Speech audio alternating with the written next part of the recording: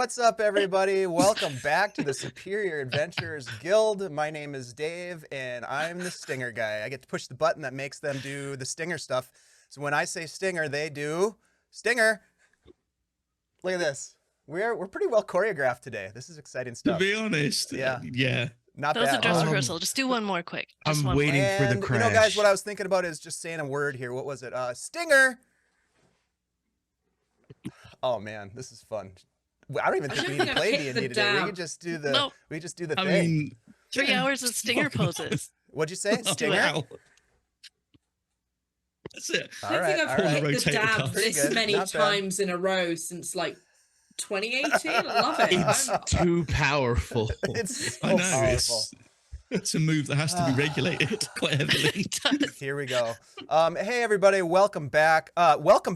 Shelly, Tony, Ian, and Shiv. Great to see you guys back here to reprise some roles and to get back into the Whisper Woods. Very, very excited. A couple of quick shout outs before we do some introductions. Thank you for being here, everybody who's hanging out in the chat. We appreciate you. Happy Saturday or whatever day it might be. You're going to be hearing some great music throughout the game tonight, whatever it is. And we are very grateful to the folks at Tabletop Audio for their amazing compositions. We support them on Patreon. We think you might want to do so too. Definitely go check out their huge catalog of amazing TTRPG themed songs and ambience and all that good stuff. I think you'll really like it. Also, really quick, want to make sure that you're aware that we have a bunch of cute emojis from our good friend Tea Time with Taryn. So you're going to want to check that out. And Shiv, we've got some maps potentially that we'll dive into today too. And remind me, who are the maps from? Yes, the glorious maps that we have today are from our friends over at CZEPEKU. Some very great maps over there. Go check them out. Go look at their Patreon. They have some great stuff over there. Yeah, great stuff. I just posted a link to those their website in the chat. Please go check them out. Support our creative friends and have some fun today with us. Really appreciate it. So without further ado, let's go around the tabletop here and reintroduce ourselves to folks who may not remember who we are. Sometimes I even forget who you beautiful people are. I'm always amazed when you show up to play games. Like, who are these people again? Oh yeah, there's Shelly. Oh, hey, yo. There's a transition that I was not paying attention for. That was tough. Hey, guys, I'm Shelly, also known as Flea Monkey out in the world. And hey, it's Flea Monkey on Instagram and Threads. And when I get really excited, I start shouting. I feel like I'm shouting right now, but I'm so jazzed to be You're here. doing great. Highly caffeinated, we heard. Yeah, pretty much. Along with several others in this group. Yeah. Are we talking about our character too, or no? Sure. Okay. Can? Who are you playing, Shell? Okay, I'm playing Elle Gladstone. She is 17-year-old, firstborn of George and Marjorie Gladstone of the Gladstone Farm. She's got some short blonde hair, brown eyes, freckled. She looks pretty much like a farm kid, but she's also got kind of a like a spring coiled up vibe. She's trying to kind of hang on to not being quite so impulsive these days, a little bit more disciplined. We'll see how that goes. Yeah, right. We'll see. You don't know. People, we don't know. Shelly, great to have you back. Elle is a fantastic character. I can't wait to see how Shiv decides to destroy her. Let's jump over to Tony Shaw. Welcome back from across the pond. Hello. Yeah. England. It's terrible. Yay. Yay! Hi, I'm Tony. You can find me on the varying socials, think like Twitter and Instagram. I don't really use Twitter very much, but but I'm there, so you can follow me if you want. As just Tony Shaw, and I am playing the lovely, charming Celeste, who is a human bard. She is a writer of tales, some of which may not be completely 100% accurate, but they sure are fascinating. So yeah. Ooh, yeah. And she's got mad riz. Wow, that was mad riz. Tony, so glad to have you back. I'm glad that we were able to get you back over here into this game. Are you sure? Well, I like to say that to everybody just to make them feel good. Speaking about feeling good, let's jump over to my friend Ian. Welcome back, Ian. Hey everybody, it's just me. Hello. Yeah, no. I have to reconfigure my caffeine intake with this new stuff that we have. Hey, what's going on, everybody? I'm Ian, or your boy Big on all social media, and of course, I'm playing Light Feathered James, the Wood Elf Druid, LFJ for short. I'm super excited to play this character again. It's gonna be crazy. We're Little excited stinger. too. Yep. What was that? Stinger? I love it. We're so weird. You're cropped in so tight Awesome. you can't even see I know. Mini stinger. Little Little sting. I'm going to pass this to Shiv in just a second, but I will introduce my character. Folks know me. I'm Dave, Dungeon Dave, DM Dave. I'm here all the time, blah, blah, blah. But I am playing Paulo, a new character. So Thord Kenai, we all remember Kenai's Keen Supplies. I could tell you about some of the specials they have running, but well, I'll hold off. Thord has taken a little bit of a break and is working on some other projects currently. And so I will be playing Paulo Triselle, and he is a survivor of an attack on a local town. We'll learn more about all that in the game, but he is a conflicted fellow who can't quite remember everything about his background and his past. So we'll see what comes out during this game to sort of flesh out a little bit more about Paulo. But enough about that. Shiv, I'm going to hand it to you. And I just want to say before you take it away, thank you once again for bringing the Whisperwoods back to Guild Superior and leading us into some more awesome adventure. The first arc, the first part of the Tales from the Whisperwood is on our YouTube. If folks want to go check that out and get caught up and learn more about some of these characters, you can do that. But we are about to embark on a brand new adventure. And Shiv, I'm going to turn it over to you, my friend. Thank you so much. Okay, thank you very much. I am your humble dungeon master for this trilogy that we are going to begin. So, let us begin. 2 years have passed since the Old Man of the Woods incident. The once formidable foe has been defeated and sent back into his radiant form before going into his self-imposed exile. But in the far north, whispers have begun to emerge of something dark and nefarious. A champion has arisen, anointed as the formidable Wolf King, and has begun his ascendancy. After the party's heroic return to Lavoca, they were greeted with cheers and admiration. The adventurers had risked their lives to protect the land from the forces of darkness, and their efforts were not in vain. Ben Corbin, who had fallen into a coma, has now been protected by Irma of the Willows.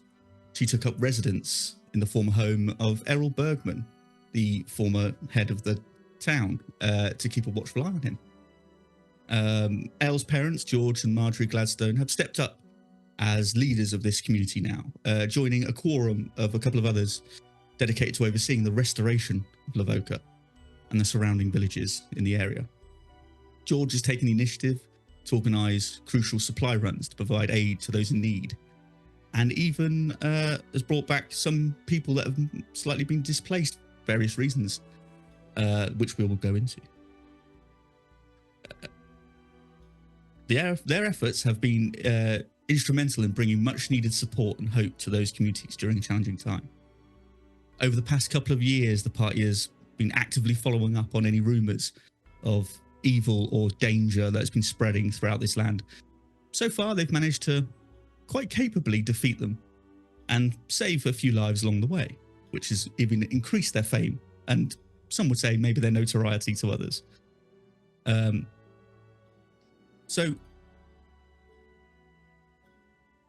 However, their most recent task has been the most challenging yet. They faced off against someone who was slightly more powerful.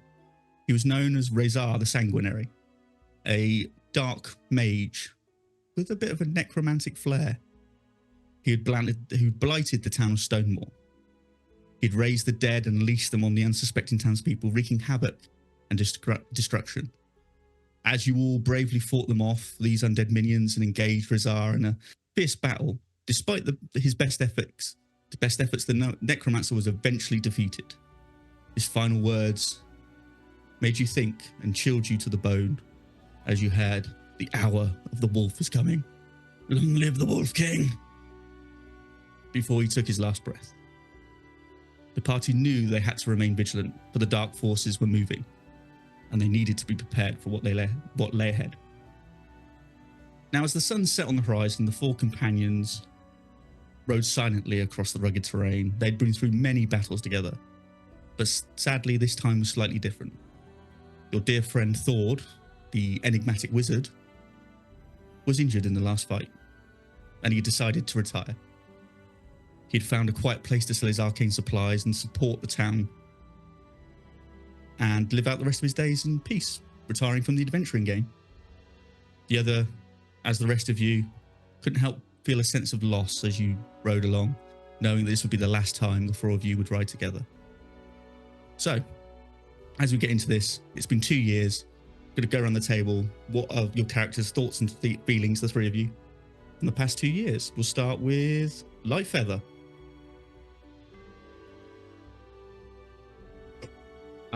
So after the events that happened 2 years ago, Lightfeather's really been focusing on really rebuilding the town. Not more so because it was destroyed, but more so of the morale and trying to help with establish a more cohesive leadership structure than just the one person who makes all the decisions. Get the community involved.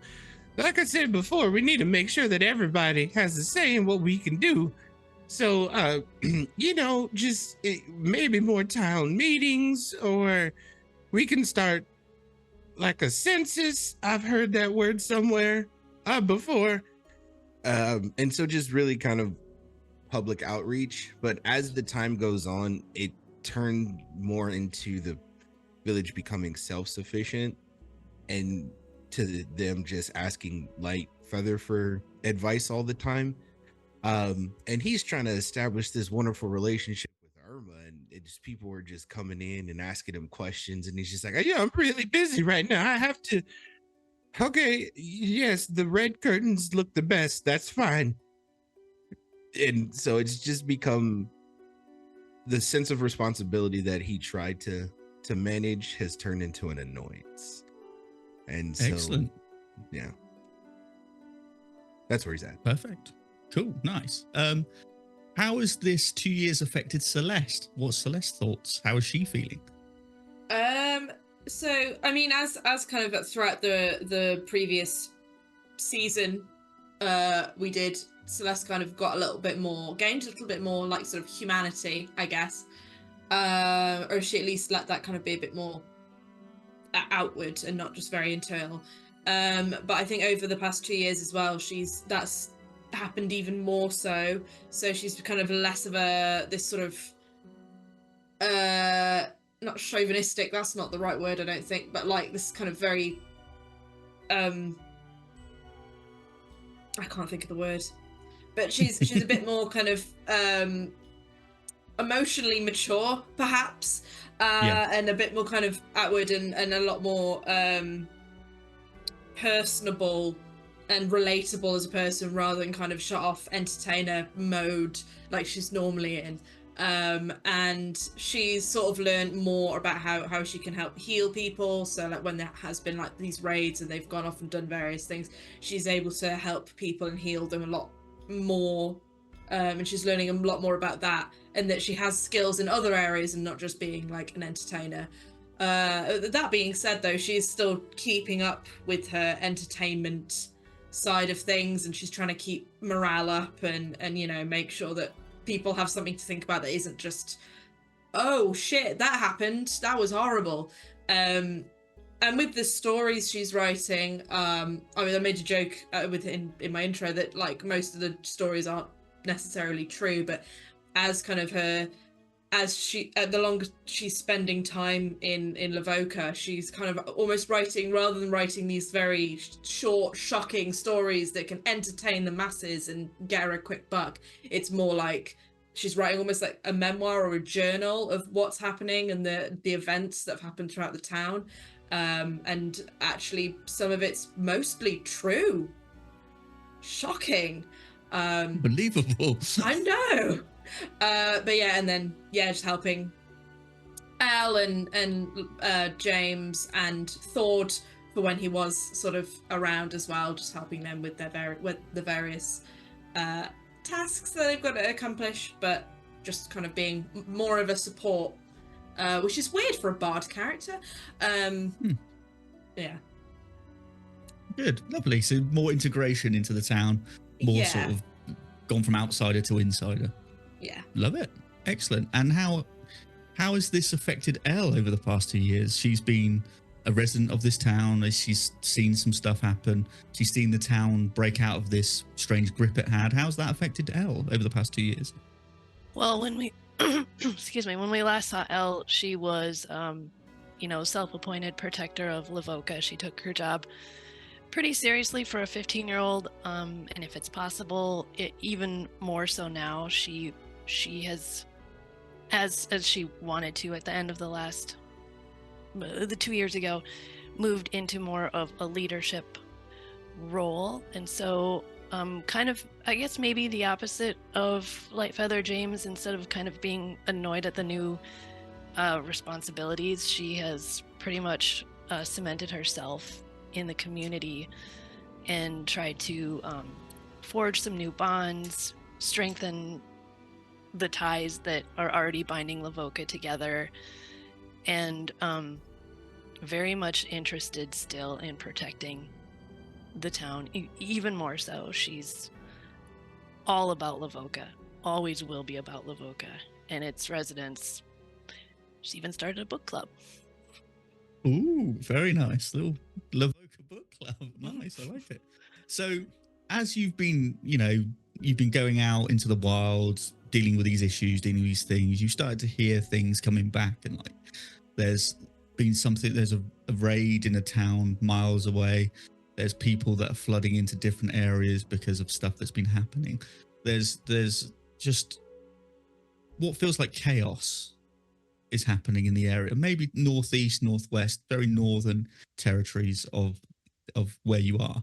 So it's a long way away at the moment, but you're still feeling that this seems to be getting closer and closer, and you're picking up little tidbits of information here and there, especially from your last encounter with the necromancer, where you heard the words, the hour of the wolf, and you're like, But you remember and it might well be ingrained in your memories as you took on this foe, that he had like a very sort of elaborate kind of moon tattoo on his inner palm. Whether that was symbolic of anything to do with this Wolf King thing, you're not quite sure, but you kind of like, well, there's very interesting symbology, and there's always like an eye. There's a moon on one hand, one part on his palm, and an eye, a lidless eye on the reverse. So it's very much like some strange symbology. So as you've been recently out, George has been out. He's collecting information as well, but he's also running supplies to various villages nearby. So as you embark on your journey along the Great Northern Road, the dense forest engulfs you in its enchanting beauty.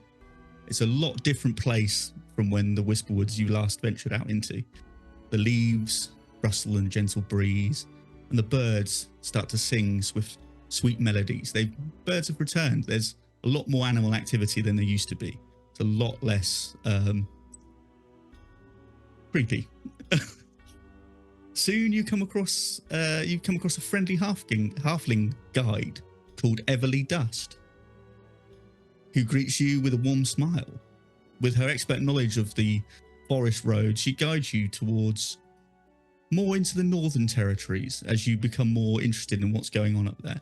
You've recently found out that there's an informant that you might want to meet. His name was Tybalt Stokes.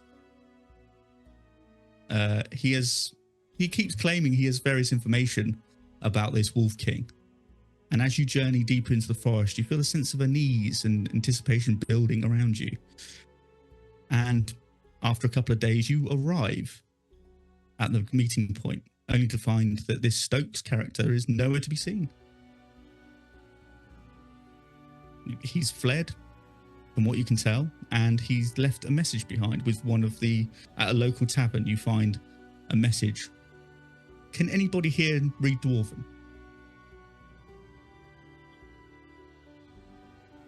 Yes. Yes, yes. Can do. Yep. Cool. 2 of you can. Perfect. So what this tavern owner hands you is a small piece of wood carved with Dwarven runes. And as some of you who can read Dwarven, you realise that this is a slightly strange message. Some of the words are kind of jumbled. There's letters missing. And it kind of perplexes you a little bit because you're kind of realising that this message doesn't quite make sense. You have to take a little bit of time to figure it out. So if you two could give me intelligence checks for me, please.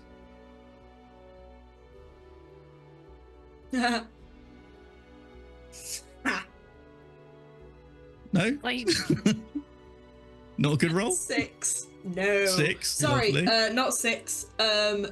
5. 5. Lovely. 7. I 7. thought you guys could read Dwarven. It's early. Starting off on an absolute cracking note, aren't we? Really? Yes. Well, Okay. start Stuff in the So resume a little too much. the message will read, I'm being followed. I've tried to shake. They've tracked me. Meet me at the tavern, but you can't make out what the name is at the moment. Oh, I will meet you there. Ingrid will know who you mean. Again, there's another word you can't quite decipher. Be wary. Spies everywhere. Look for men with, and then you can't make out the last word.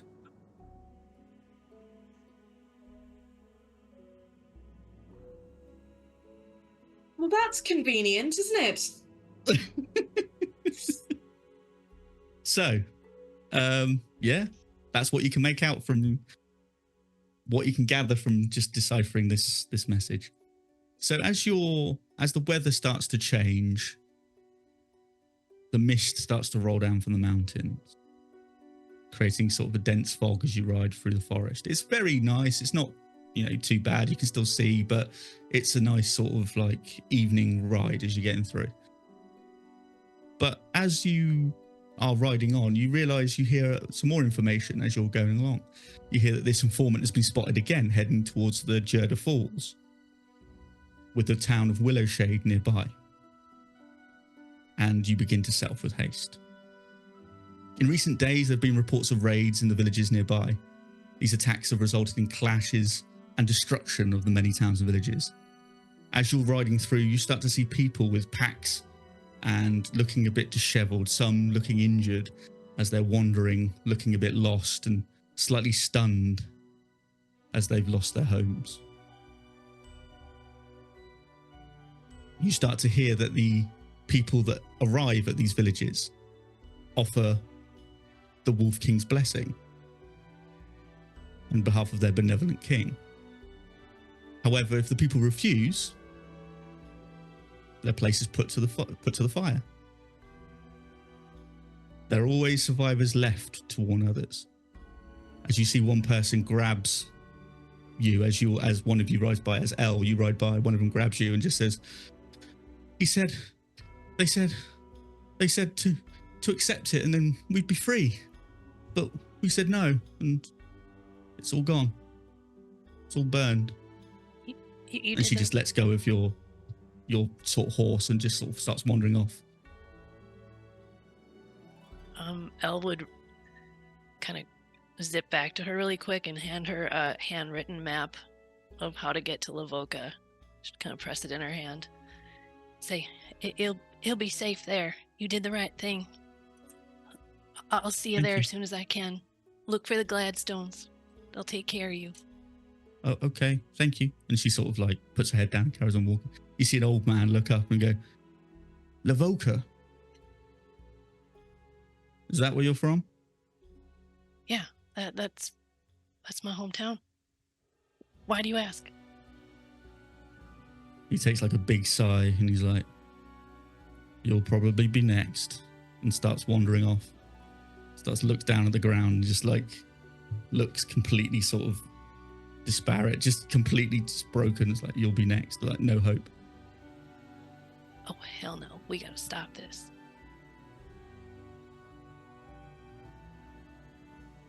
Is anybody, any other guys want to speak to any of these people that you see wandering through the woods, or are you kind of just taking it in? I'm probably just taking it in, to be honest. Same in this moment. You're seeing pockets of like 10 people here, 10 people there, just groups, small groups of people just sort of like ambling through the wood on the main road. So they're not in the woods, they're not going to get lost, or, you know, there's nothing bad more than what's already happened to them. They're kind of just looking for somewhere to go. So they're just walking the road. Do you see anybody like capable, you know, like there's a couple that are kind of like trying to keep people's spirits up. There's some that look like they might be quite capable farmhands, or maybe just huntsmen are like, you know, trying to share out rations as whatever they've got. Some of them are going like, there's a tavern further up the road and we might be able to get some help there, but they're just kind of trying to rally people as best they can. I want to talk to one of the people who are like trying to rally everyone, who seem to be a little bit more with it, and just kind of go up to him and just go, can you all tell me what you saw? Maybe like a description or a feeling. Well, you see like a tall man come out and he's like, well, just one person turned up and just said they were willing to help us, and if we had opened up our gates and accepted this Wolf King or his creed or whatever he said, then we would be spared and welcomed. And if we were to refuse, we would feel his wrath and ruin. And did they ask for anything other than that? Just to hospitality, or did they? They just asked for acceptance and who would join them. And why did you guys say no? Well, there was more than one of them. We saw a couple of the, well, he looks down kind of a little bit lost, like they were, not now. A couple of the other people that were with me, well, not anymore, saw there's some figures on the ridge line, so there was more than him. And we just assumed it was maybe some sort of ambush, so we thought better to throw open the gates to just some random stranger. And then the horns began. Okay. And then so you didn't like treat them badly? You were just scared? You didn't like... I mean, we just refused them entry. We weren't horrible. We just said we'll provide you with some food and send you on your way if you need it, but we're not going to accept anything that this town doesn't want. Okay. No, that's good, right? Just looking over it out, that's better than what happened with us. You at least offered some help. All right. There was no, it's fine. so many of them. Did they look any different? No, they What were stood all out? men, women, furs, kind of leather armor. They just look like raiders. They look like just kind of forest types. You know, you see them just on the road. They hunt. They're mercenaries for hire, maybe huntsmen, those kind of types. Ones that just sort of live in the forest. So we didn't think anything of it. We just kind of said no thank you and hoped they'd go on their way, but there were so many of them. It was 50. It was like 60. I lost count. It was just coming from the tree line. We couldn't stop them. He looks to his others and like, we're just simple farmers, and we haven't got any warriors or fighters. What were we supposed to do? No, you're not wrong. You're not wrong. It's I feel it would have been worse if you were cruel, but you just trying to maintain your safety. As soon as we said no, then they just descended on us, and he points like further off into the distance. You see like a thick plume of like black smoke, and he goes, that's where it was. And there's nobody back there alive that we should check on. No, but Sorry. the only thing I can think of is the next town over is Willow Shade, and I don't know where what their situation is, but if you can warn them, it's probably a good idea. I mean, I've got to look to my people. I understand that 100%. Do you have any more people? Is it just you? Well, here, yes, but back in Lavoca, I mean, do you have There's- like fighters, or is it just you? when you say just us, we are fighters. We're good. We know how to swing Are a you- blade. Are you like Why are you looking at me 12? like that? No, I'm Well, not 12. Listen, I you're- don't want to take this tone with you. You've just been through a lot. No, I'm sorry, but I'm not 12. I'm 17. okay. She's very capable. But you will not believe what she can do. It's impressive. Yeah. Scary almost. Well, I'll just Godspeed if you can get there in time. I will Just press to warn him, another just to tell him. Yeah. handwritten Zoom map tight. in his hand as well, Oh. because I've got a bunch of just Just stacked curled up, just Yeah. junky looking, wrinkled pieces of paper that are actually a handwritten map to Lavoca, of the area. Go to Lavoca, Yeah. you'll be safe. And he turns to you and says that we did lose some of them to him, though. I don't know why, but some of our people just accepted and went with them. Sometimes fear is a motivator. Well, yeah. Self-preservation. Can't fault him for it. Yeah, I just thought maybe we could have done more or something different. Can't think I- like that. We're gonna Well- do our best. You sort of like he sort of shakes your hand and just be like, just good luck. What was the name of that town again? The one that you Willow said we Shade. should probably Willow Shade. Willow Shade. Yeah. We spoke to them a couple of weeks ago and they were quite well supplied, so I'm assuming that they're kind of okay at the moment, but I don't know. As quick as they came, as quick as they went, so they could be anywhere in the woods for all we know. Has Willow Shade got any defenses that you're aware of? He sort of thinks for a moment. It had like a palisade, Okay, like that's a something. gate. It's kind of better than we had, but it's something. Let's hope. And they got people there that can defend their town at least. Well, Hold that's out. that. Well, I hope so. Yeah, they were. I mean, they're good people. They're fishermen and that sort of ilk. So, I think they probably would held out better. I mean, they're on a river. They're nearby a river, so there's going to be escape. They could get away. If they love their hopefully. town like I love Lavoca, I wouldn't leave. Yeah. Get there. Well, I love my town as well, and yeah. Anyway, we're gonna have to get moving. It's probably gonna get dark soon, so you just take care, and we'll head to Lavoca. And is there anyone we should speak to when we get there? Yeah, speak to George Gladstone. That's my dad.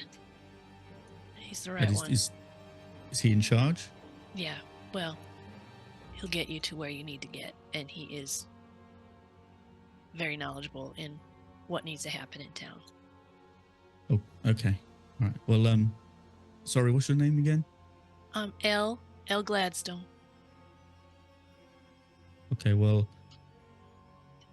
I meant no offense about the age thing. It's just troubling times, and you kind of don't understand what's going on around you. So you just, good luck, Elle, and to your friends as well. I'm sorry for my reaction. What was your name again? It's Gerd. Gerd. I wish you the best, and I hope to see you in Lavoca, Gerd.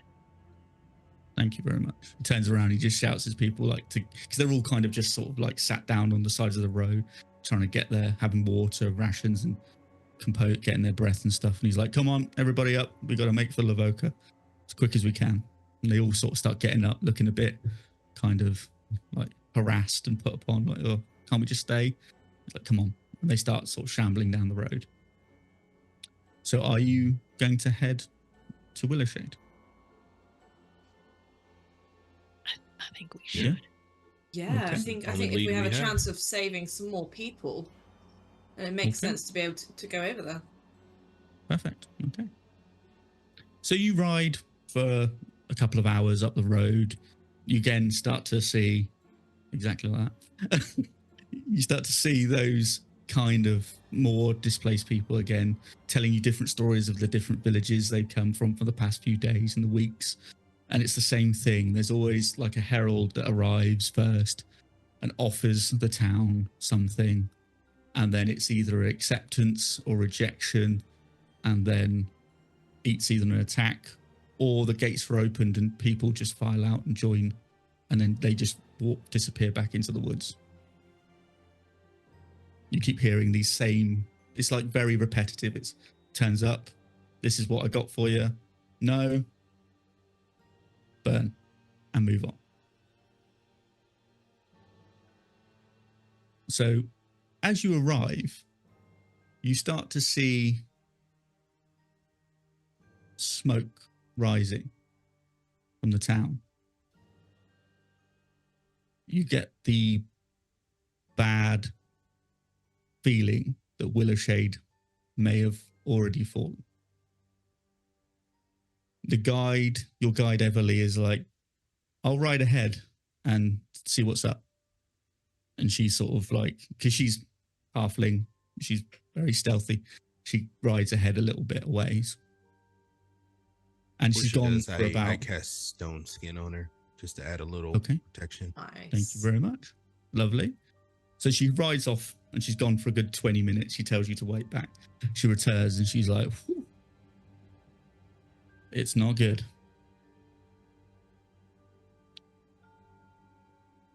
Follow me. Let's go. We better go check it out. Wait a minute, hold on, before we go. Not good in the sense of like it's already been bad and it's not good, or it's not good in Well, the sense of we're about to go into the thick of it. From what I can see, and I got as close as I could, the gates are broken, but there doesn't appear to be anyone around. Very quiet. It's very still. Some of the buildings are still on fire, but there doesn't seem to be any life, from what I can tell. Is there death? I mean, I didn't go in, but I didn't get close enough to see too much. I just took a quick check and I thought I'd get back to you guys as quick as I could. That's good. That's smart. How far away is it from where we're standing? I'd probably say about half an hour ride up the road. Oh, it's some ways. Okay, never mind. It's not. Are you going to ride to this place? Yeah. Yeah. Perfect. Yeah. Cool. So if you'd like to go over to Owlbear, please.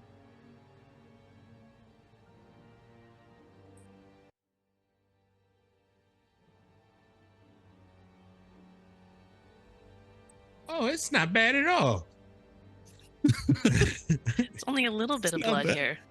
Yeah. Do you it's think just a that touch. blood all came from one person, or Oh my goodness! Oh my Could you God, imagine? no. It's hard to say. It's hard to say. Yes. So this is what you see when you arrive Wow. at Willowshade. You see that the gates have been broken. There's fire still burning. These buildings still burning. Yeah, and you can see there's been a fight.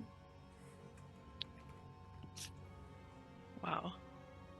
So we're here on the aftermath. Just a bit of a fight. Just a bit of like. Okay. All right, ladies, we're gonna do what we practiced. I'm gonna go do a preliminary sweep. I'm gonna come back and then we'll go in. Okay. Okay. Sounds good. Wait 1 second.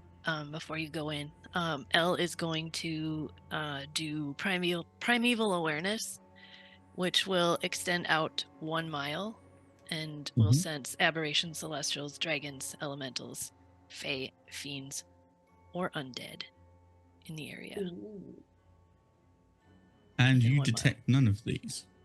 All part of the plan. Elle will get up from the little dirt scratchings she just did in the dirt to do this thing, and Okay. she'll tap Lightfeather James on the back. Oh, Right, we're right. clear. Jimmy, Always. I don't sense it. Ain't nothing. At least the things I'm looking for aren't here.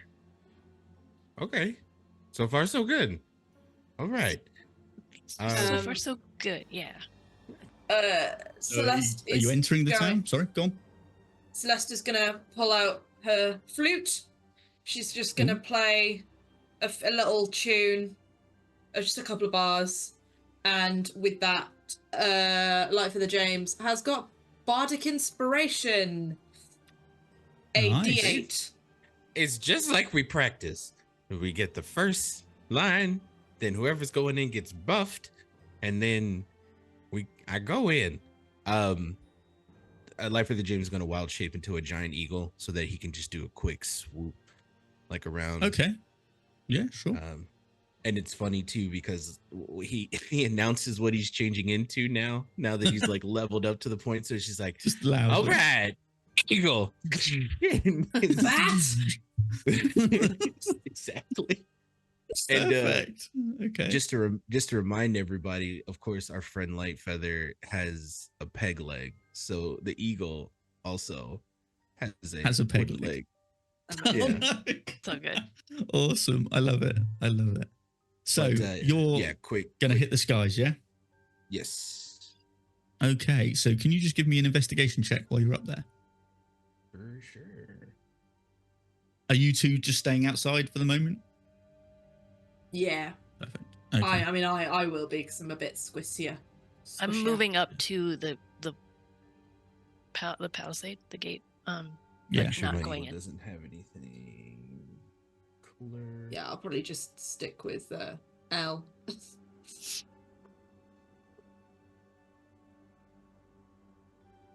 Okay, 19. 19. There we So go. as you're gliding around, you start to pick out some figures. Just over here.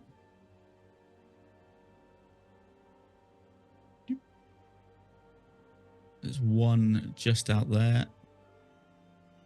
And you're starting to see bodies just kind of left out in the open. Okay. One there. And these are no longer with us. No, these are deceased. Heard. You can't quite tell without getting a bit closer to figure out why or what, but you start to see there's some bodies around there from what you can tell. You won't see that one. Yeah, so that's all you can see for now on that. From there's a few bodies just hanging out. Can I, as an eagle, make a perception check to see if there's any movement? Not from just in general. Okay. Sure. Okay. And being that I am an eagle, I get advantage. Do it. Shiv, are there active fires burning? They're kind of smoldering and just kind of Okay, no better than that. burning out by now because Got it. the damage has been done, essentially. 25. 25, lovely. So, as you're perceiving, you're not seeing anything movement-wise at the moment because you can only see from the outside. You start to spot with your keen eagle eyes, there's a mixture of kind of footprints and things, tracks, all kind of mixed together. But then you start to see there's like animal prints as well. Mixed Are in with mixed the amongst footprints. them. mixed in with the footprints. Are you quite high, or are you getting kind of a good like sweep over the rooftop so you can get a decent look? On the initial, I was high, but with the perception, I would say that I'm at level of the rooftops. Okay, cool.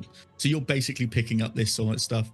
You notice that down here that there is a couple of boats, but you can tell from what you can see, this fella here was probably holding something off, or someone off, or many people off, while a couple of these boats were dragged away and off down the river.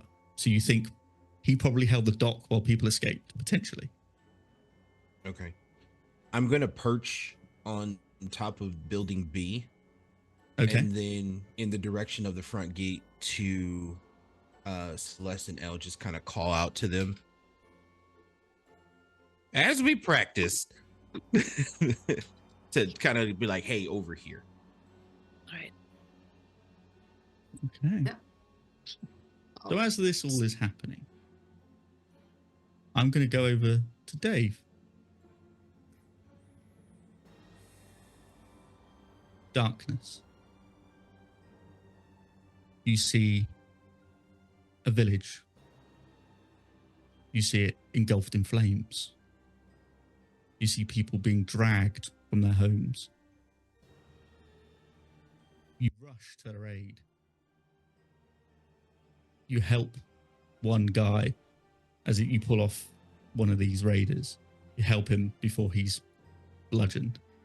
You see a family, 4, a mother and some children in the fire. You rush to them. You urge them to safety before the building collapses. Suddenly, a large figure, shadow, looms behind you. You turn to see a menacing sneer and a single milky eye looming over you. He just looks at you and laughs. Pathetic. As you remember, the last thing you see is this mace coming down and knocking you unconscious.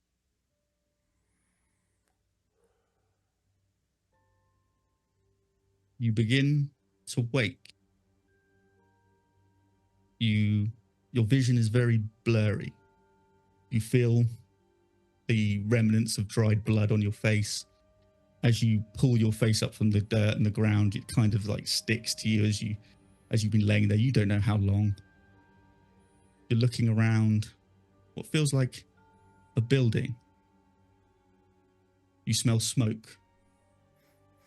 You feel maybe there was a fire nearby. You can't quite recall. You think for a moment. Do you remember your name? Oh, me head is split open. Oh, fuck. Paulo.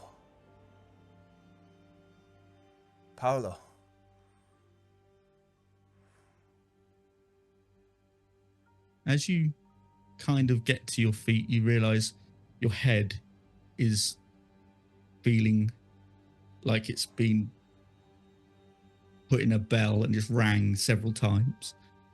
You feel that there's probably a pretty bad concussion. You kind of look around. It's daylight, but there's nobody else around. What do you want to do? Oh, the little ones. Oh, I'm gonna start looking for maybe the people that I have the faint memory of, or the family, or the young ones, and just sort of at first very sort of waking up from a long slumber, almost like you're coming out of a hibernation, you're confused. And then with more urgency, as these memories start to flood back in of the figure clobbering him over the head, the burning buildings, the trying to pull the people out of the building. And he's going to start to almost like frantically be moving about this place, looking for any sign of survivors. As you pull some like boards and some barrels away, you find another body you find a body, not another one because you don't know. A body in the corner over there. I'll rush to it if I can get there. Yep, you can rush to it. Do you want to investigate? Do you want to have a look? Yes. Do I recognize, is the person alive? Whatever I need to do to figure this out. Give me a medicine check, please. Well, that's a 4. A 4. Okay. Total of 7. Well, okay, they're definitely not alive from what little you can tell. They look pretty badly wounded. But with the medicine check as it is, yeah, can't tell. You can't really tell. It's just blood. It's just blood. It's very dark, so it's obviously been a few hours from what you can tell. Can I pull the body from the wreckage of this, whatever this rubble is, and kind of yeah, if you want. Yeah, I'll try. So you just it's a woman in her sort of 40s. You don't recognize the face. It doesn't look like the mother you remembered that you were trying to save. So you don't know if this person had come in and found you and then was ambushed. You're not sure. You're just like, how am I in a building with, a dead body? What's happened? Do you want to go outside? Yeah, I'm gonna move. I'm gonna take the woman's body and I'm going to exit the structure and get out into the open air. Okay. So, as this happens, Lightfeather, you see somebody stumbling out of a building with a body. It's going to be scary, but Big Ol' Eagle kind of just jets right over to him. Okay. Just behind building C, drops wild shape, comes back around and goes, "Hello? Are you okay?" He just sets the body down and sort of, I believe so. I'm not quite sure what happened here, but there's injured people, there's dead. Are there survivors? Is anyone alive? Seems like you're the only one. How is that possible? Do you remember what happened? Who are you? Oh, sorry. I'm Lightfeather James. I'm from Lavoca, and those over there are my friends, Celeste and Elle, also from Lavoca. We heard y'all were in trouble, and apparently we're too late. I think you're right, mate. I think you're late. Far too late for these lot. So at this moment, you guys see Lightfeather pointing over towards you with somebody by a building. What would you like talking to do? to someone? I'm not sure. Give me 2 seconds. And Celeste is going to cast the message cantrip on Lightfeather James and just say like, what's going on? Are you in trouble? And Lightfeather James will be able to wait a second, let me just double check this. Yes. So yeah, Lightfeather James can reply back to me like telepathically if needs be. He responds telepathically and out loud. He's like, "No, it's fine." You only have to do it only once. Thank you. Yes, he's fine. There were young ones. There was just young pups. There was families here. There were children, mothers and fathers, and where are we? Where? You can just see like his head looks like it's been split open. There's blood coming down his face. Some of it dried, some of it's still damp. Hey, how about let's do this first. Let's you take a seat here, and let me take a look at you real quick, and I'm gonna healing word. Okay. So at this moment then, what's Elle and Celeste doing? Are you still hanging back, or are you going to go further into town? Storming in. I'm storming in.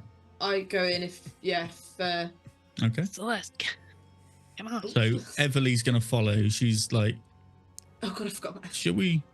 She's just Don't worry.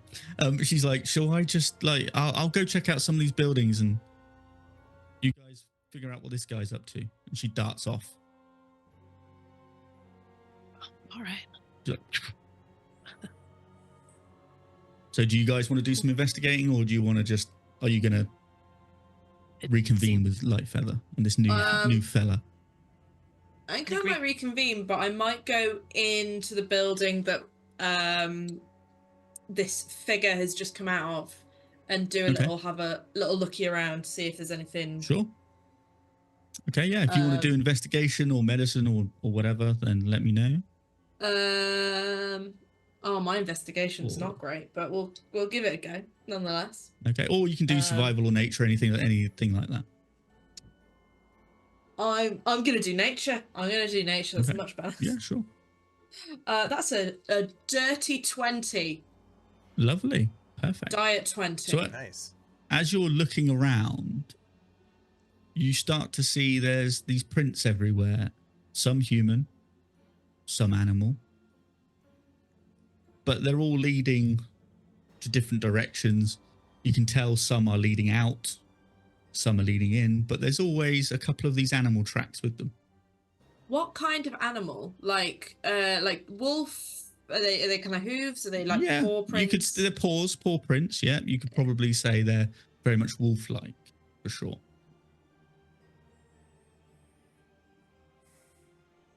Okay. Are there any other survivors about? We don't know yet, friend. We just got here, and I saw you first. We've got to search the rest of the structures. He's gonna kind of struggle to stand back up. Hey, whoa, hey, no, that's fine. That's what my friends are doing right now. I'm just trying to make sure that you are okay. You're no good to anybody with the thing on your head. I wasn't good enough to save these people, it appears, either. Hey, don't do that. There's nothing. It seems like there was more than what you could have handled. It's not fair. You tried. Well, there certainly are copious amounts of blood about this place. Yeah. Where are we again? Did you say? Yeah, we're in Willow Shade. This is. You don't know where you. How did you get here? Elle, I think, will be storming in at this point too. Which building are you going into? Up to you're storming into the conversation. Yeah. It didn't seem right to not figure out what's going on. But the survivor first. Who, Jimmy? We found a survivor. Yeah, he's a little shaken up. Hold on. Paulo. I'm Paulo. Paulo. My name is Paulo. There was a family. I don't know what happened here to myself. You're not from here? You don't know where you are? I don't know. I'm having a hard time remembering. I don't recall much, but there was some children. There was a family, flames burning. I tried to help.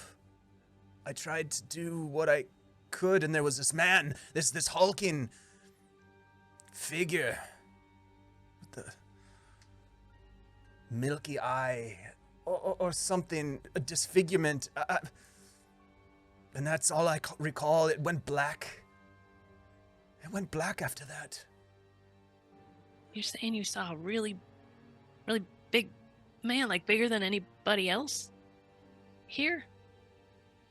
Like, was he a giant? I don't recall seeing anything that big or anyone that big. But I don't recall much right now. I'm sorry. How is it that you came here? We walked. By foot. We got some intel that this town might be in danger, so that's why we're here. Apparently, the intel was correct. But we're too late. If I could, Shiv, while Elle and Paulo are kind of conversing. Sure. Is there a way that I can notice that if maybe his memory loss was inflicted magically, or is this just all medically? Like what? You could try Arcana if you want to give me an Arcana check to see if you think that maybe there's some essence of magic left behind.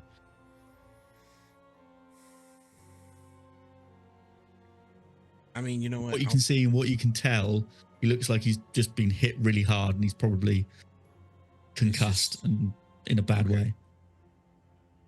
Okay, then I'm gonna leave it at that. Okay. So, Celeste, you're inside the building, yes? Yeah. Are you just having a little scan around, yeah? Yeah, see if there's a scanner around to see if there's like any sign of what has done the damage. What you can see in there, and we'll use, what was it, 20? What did you roll last time? A diet 20.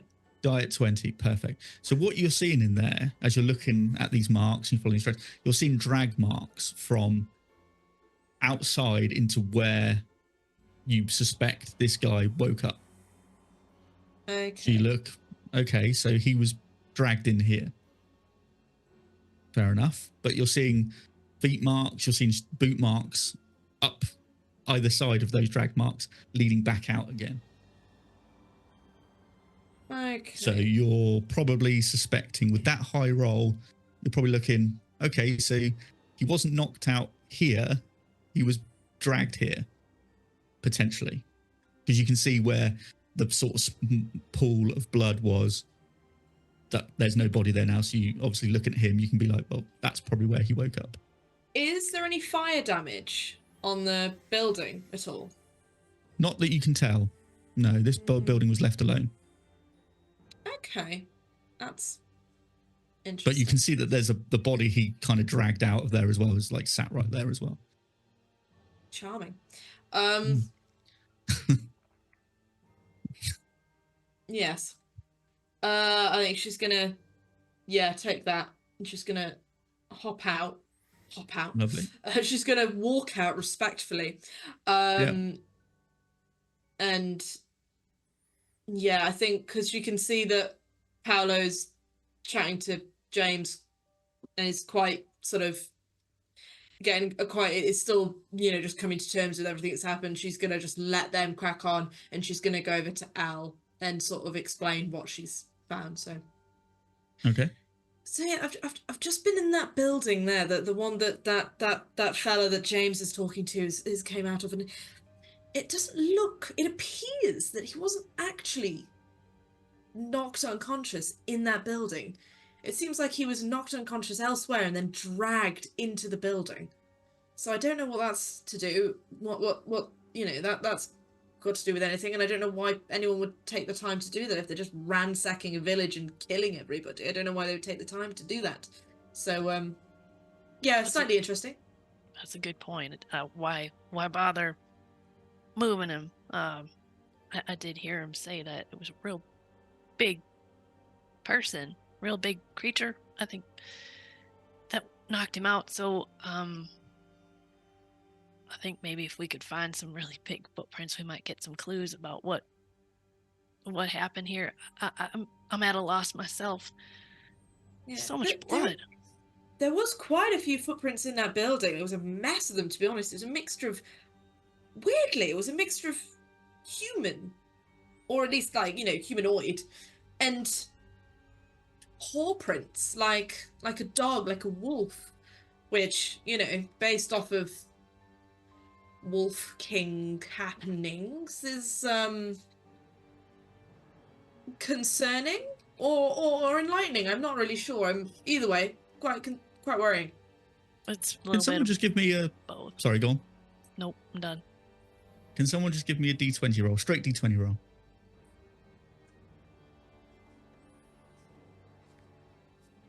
I got it. Oh, fuck. A 2. Why do we let her do? That's better than mine. Okay. 2. Perfect. Thank you. Oh wow. So, do you want to investigate any of these buildings? Do you want to check out the bodies? Paulo wants to look is for- getting up. Paulo is getting up from his seated position, and as he does, you see this probably 20-ish, maybe 18 to 20-year-old male stand up. His clothes are bloodied and torn.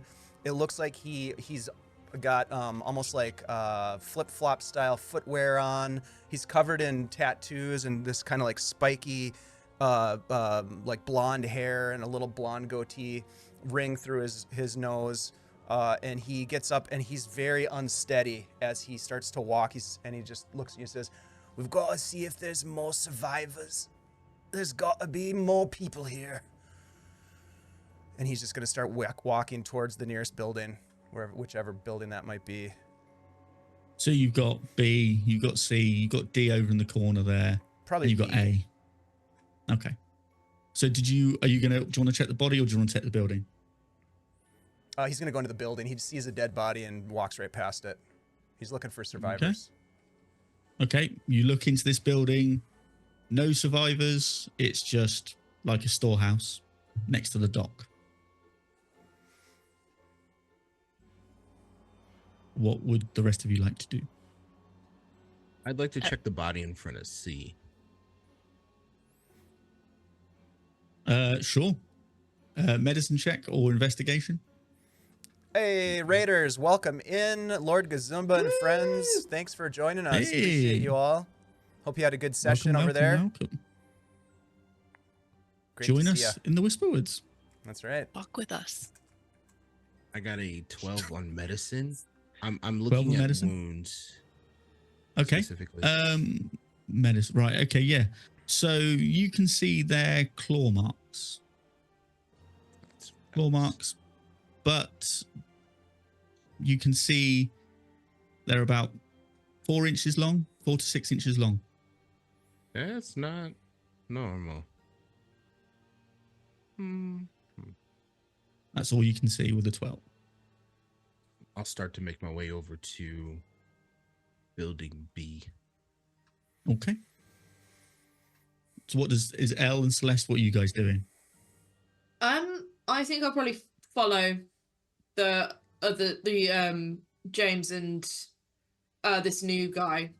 And as I'm going, well, before I go, I'll say to Elle as well, like, because I would have thought that if someone was to drag somebody into the building, the immediate next course of action would be to then set that building alight. So there was no evidence of body. Not that this, the amount of blood we have everywhere is pretty, you can tell there's been a massacre, but there's no fire damage on that building at all. So I don't know why you'd go to the effort of hiding a body inside of a building. If you're going to cause this much havoc outside. I suppose that he was trying to keep that new guy, Paulo, safe or something? Holding on to him for something?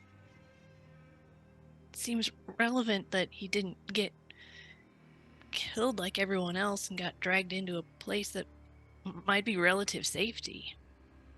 Yes, because everyone else is definitely being killed. It wasn't a bash on the head and off you go sort of job. He got hit in the This head was and brought into this intentional. building here. He could have just finished him off, and he didn't. Paulo's gonna, Yeah. as he's walking by, he hears the two of you talking about him. He obviously hears his name a couple times, and he just says, "Oh, maybe it's possible I could have dragged the woman's body in there to protect her. I don't know. Anything's possible at this point." Potentially. There was like drag marks to where I assume you were as well. And the fact is, you're still alive. You're the only one here that is still alive. Why So we can't you can see- remember anything? Probably due to that massive gash on the back of his head, one would imagine. But I mean, mean, Might be one of those things where it takes a while for your memories to come back. Do you remember anything else from, like, before this happened? You appear to remember your name. Paulo. The name's Paulo. I'm trying to remember. I'm trying the best that I can. All I know is that there are dead people here. Have we checked all of the buildings for survivors? He's gonna go to A. Okay. As you go to A, you all hear a loud, wet thump hit the Oh ground no. Where?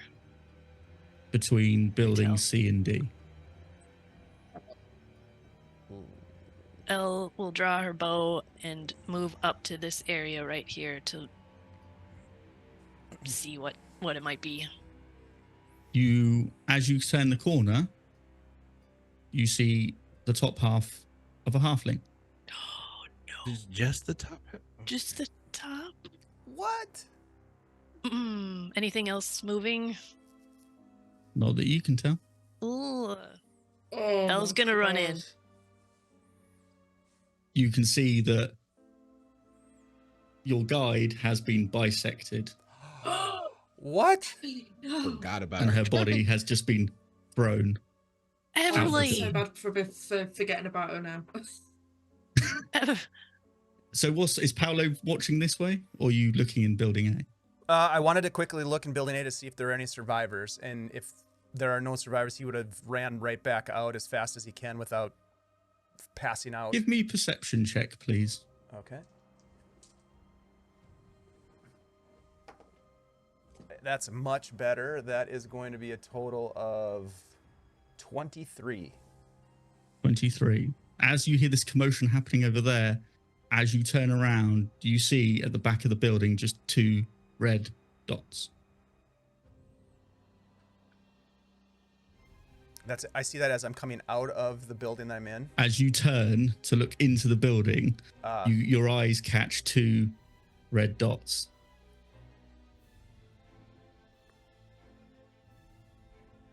Red dots that are... Can you give me a dexterity saving throw, please? Oh, fuck. Yes, I can. 2 I can red certainly dots. try. That is going to be a total of 7. 7. As you see these 2 red dots looking at you, you see the shape charge at you. Oh, fuck. Oh, fuck. Oh, fuck. Spin around. Celeste's gonna ready in action with her crossbow. Does an 18 hit you? Oof. Yes. Okay. Oh, uh-oh.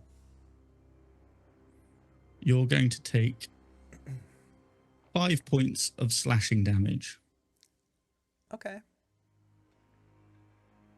as you see, just as you see these dots, you see this lightning quick claw come out and grate you across the chest. Ah! As you see a rather wolf-like creature stand and walk out from the darkness towards you. I'll just backpedal, backpedaling after the hit, like out the door onto the front porch, whatever's left of it. Okay.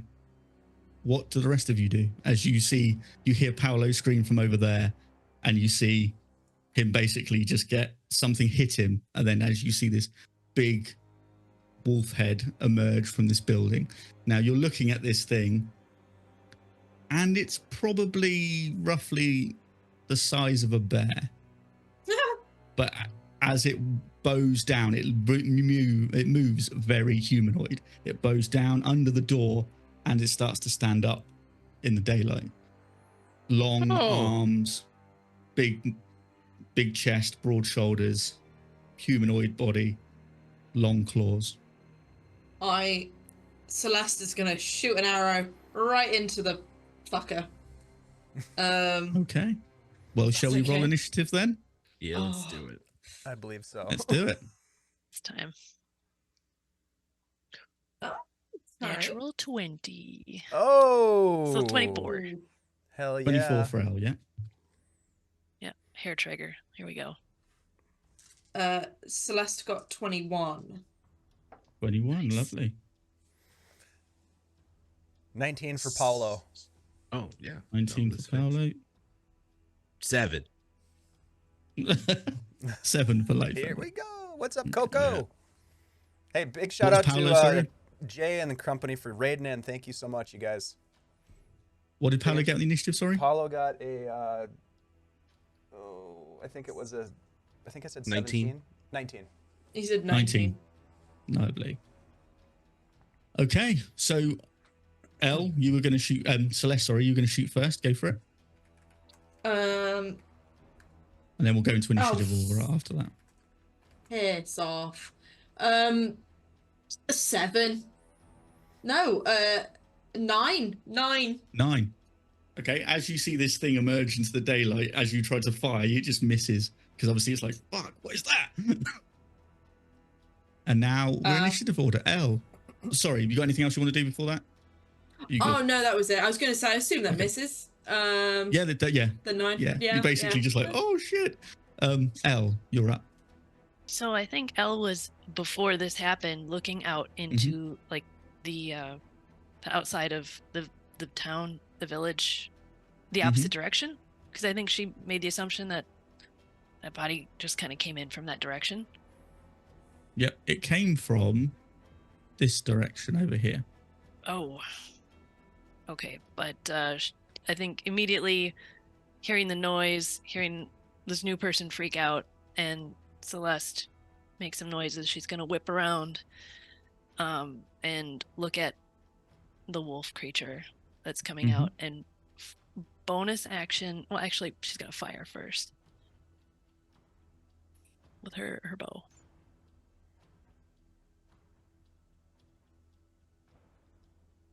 Ooh, 26. Nice. 26 will hit. 2 hit. Yep. Yes. And oh gosh, so that's 13 damage. And she is bonus action going to cast Ensnaring Strike. Okay. So this target must succeed on a strength saving throw or be restrained by magical vines. And it's a 13 that they have to beat.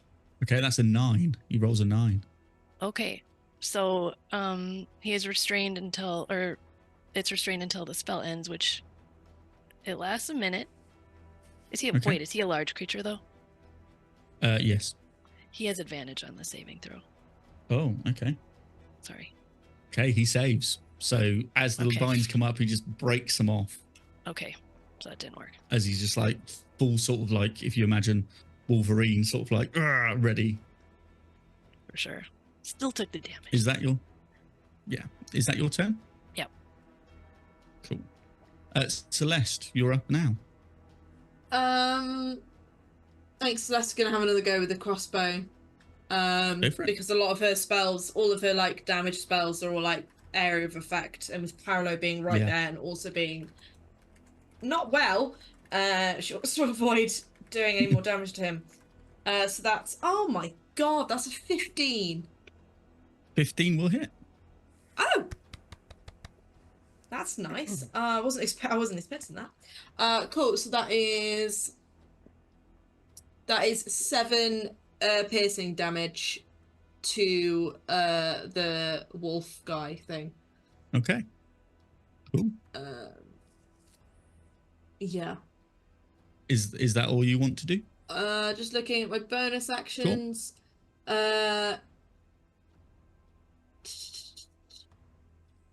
Yeah, I think that's gonna be it for oh no, what? No, Celeste's gonna peg it out of the way, actually. As far as she can, just so back there, so she's not quite directly in line of sight of this thing. But yeah, Okay. that's Celeste's go. Perfect. Paolo, you're up. All right. So Shiv, first off, as Paulo is sizing this creature up, does this trigger any memory, or does he? This isn't the milky eye creature, is it? I mean, that's kind of what he's trying to. Okay. No. All right. So No, this is it's just not. some It's not. beast, some animal that's attacking. Fuck. All right. So Paulo is going to bonus action rage. First of all, 'cause he's Okay. barbarian. So fuck yeah, let's do this. Rajay. Nice. Yep, Yeah, he's let's gonna- go for He's it. gonna Rajay, as a bonus Love it. action. Love it. And he just, even though he's been clobbered over the head and, you know, he's got basically you can kind of see his skull is fractured. He is going to just go ape shit on this thing. So I'm going to use the frenzy feature, which I think I can just do that. Or I have to do that on the next turn, actually. Okay, so I'm going to attack recklessly. So that's with advantage. Cool. And basically he's just using unarmed attacks. He has no gear. He has no weapons or anything like that. He's Coming at him unarmed. with the dukes up, ready to Yep. go. Yep. So I am going to take my first attack. Ooh, that's a 19 on the die. So 25 to 19 will hit hit. with the first unarmed Yep. strike. Ooh, yes, that'll hit. Okay. Let's see. So that's going to be Like a Street total Fighter. of, with the bonus because of rage, it's going to be 7 points of Yep. damage as he just tears into this guy. Second attack. That is only a 14. 14 just hits. Oh, all right. So, oop, that's cocked. That's going to be 6 additional damage from the unarmed strikes. So he's just kind of tearing at this beast. No more death! And he's just tearing at it and punching it and pummeling it. That's the end of my turn. Okay. Lovely. I'd like to free So- action yell to Paulo to back up. Okay. So as you're taking this thing on, from behind you, you hear this almighty crash as you see another one emerges. Another. Oh, boy. Yep. And it just bounds straight for Elle. Yikes. So let's see. Okay. Mm-mm-mm-mm. Yeah. Cool. So first attack is going to be, that's a dirty 20 to hit. Yeah. Oh. Okay, so you're going to take 6 points of slashing damage.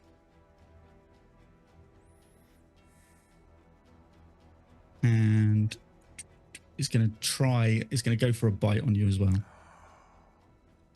The bite misses. So it just takes one almighty swipe at you, catches you, and then as you're reeling back, it tries to go for the bite, but just, you see these almighty, like, dagger-sized teeth just go at you as you just, like, step backwards. And that's its turn. So this guy is the guy in front of Paulo is going to take a strike at him. Does a 14 hit you, sir? 14 misses. Oh, so it takes one swipe, misses. The big paw comes around with these long dagger-like, these big, long, curved claws coming. And the second one, he's going to try and give you a bite. That misses as well. So basically, this thing's just frenzied coming at you. It's snapping and biting, snapping and biting. Oh, Shiv, I would say this because I attacked with Reckless. Advantage, attack is rolls it? have advantage against me. Yep. Okay, let's try that again then. Yep. Thank you for being honest. Yeah, well. So the first attack was a 18 now. Yeah, so I used to think that honesty was the best policy right up until about now. So that hits. Honesty is biting us in the ass. Yeah, that hits. That's 10 points of slashing damage to you, sir. Okay. And could you give me a Constitution saving throw, please? 25. Okay, that's fine. You feel the claw just like right across you. You see some blood, and as it hits you, and obviously advantage again with the next attack. So that's that's going to be 21. Yeah, that hits as well. Okay. Damn it. You're going to take 9 points as this thing just bites onto your shoulder. Oof. No con save for this one? Nope, not for this Okay. one. All right. Right. And the next one. So, as all this commotion's coming on, another one breaks out this building here. What? Okay. No, Ri- no, And thank you- you. Pass. You see Hard it gets pass. to there as it's bounding towards you, and that's as far as it goes at this moment in time. As you can It hurt see, the me. big red eyes. Yeah, no, thank you. Stop. As this you see the saliva just dripping off its mouth. It's covered in bloody more coming out as it's bounding on all fours. But it looks like very weirdly elongated, like it's kind of like a man trying to like replicate a beast moving at the same time. So there's that. You, my darling, are disgusting. Vicious mockery. It's just mockery. Over to Lightfeather. Cool. Now what I will do is I will number these. I have too many options here. Okay. Hey, thank you, Scottish Jeff, for the advantages. Much appreciated. Looks like one for everybody, including our Even me? benevolent GM. Yay! Well, I thank get you, one as Scottish well? Jeff. Oh, Jeff. You star. Okay. Cool. Ooh, okay.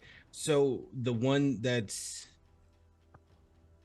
Elle can handle herself, and Paulo seems to be. So Lightfeather's gonna tap his quarterstaff, and it's gonna shift at the top, and he's gonna use one of the charges from his staff to cast Wall of Thorns in front of Wolf 2. Oh, okay. And Lovely. need a dex save. DC 14, Dex save. which something tells me they're probably dex Ooh. saves. Natural 20. Oh, Okay. Rude. what is happening? Bursts through these wall of thorns like it was paper. Oh, you still take damage. Hold on. Wait a minute. It's all non. Oh, I still take damage. Oh, Yeah, but you only take half, so it's 16 points of damage.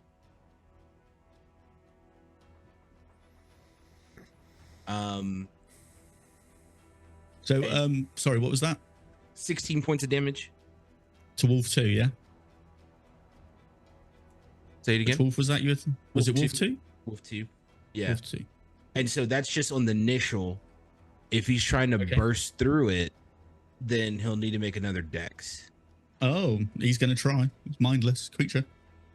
That's a 19. Okay, so now my wall's down, and then So you just see this thing get stopped by it and then just breaks through with sheer force of will. But And it takes just an another. additional 17 points of damage. Oh yeah. But now my wall's gone. Lightfeather's not messing around. No. There's 3 giant crazy things here. We need to get out of here.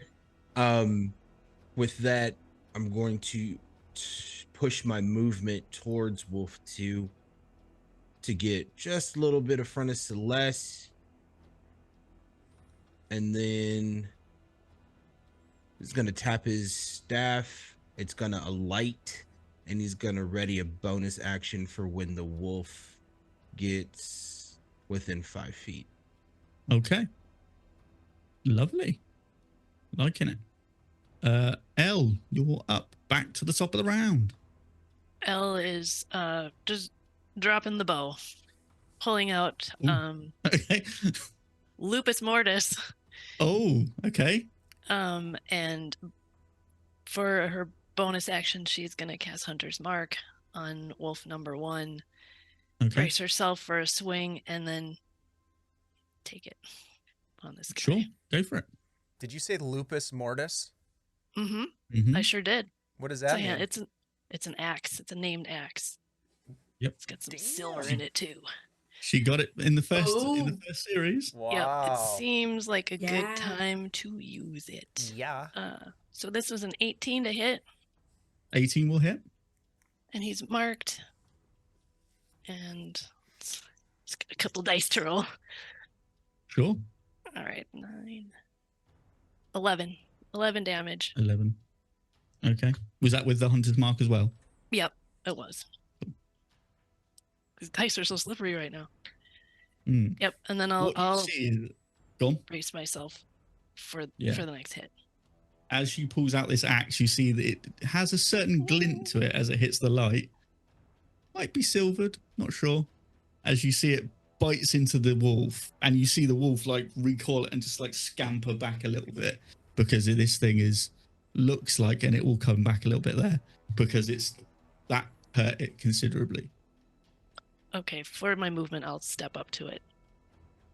Ooh. Walking it down. Yep. Yeah. Nice. Make an eye Celeste. contact. Do you have any bonus actions? Are you cool? I did it with the hunter's mark. Champion Cool, of okay. Lavoca.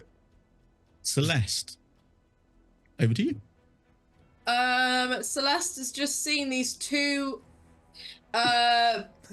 big bastards coming out of buildings and is not living for it. So she is going to put her crossbow back. She's going to put her hands together and clap. And she is going to, she's going to cast Shatter. Ooh. Is that going to get them both? Oh, I don't know if I can do this in a way that can get... Ooh, I think Get you them might both. just get one. You might get wolf one there. Yeah, because It's I can't kind bring of it in the any... circle. Because if yeah. I bring it any further, that's going to hit You're going to get Elle. James or But I'll say, Elle. because you'll get wolf 2 for sure, but you will clip wolf 1. So what we'll say is, whatever damage it is, it will be halved because you only just glance it. Shift it down, I can take the Stunning. hits. Shift it down, I can do it. I'm Lightfeather James. Same here, protector of Lavoca. Shift it Is this where down. Lightfeather just gets like scattered to the wind? Just one shot. But I can take it. By a bard my as God. well. That's embarrassing. Yeah.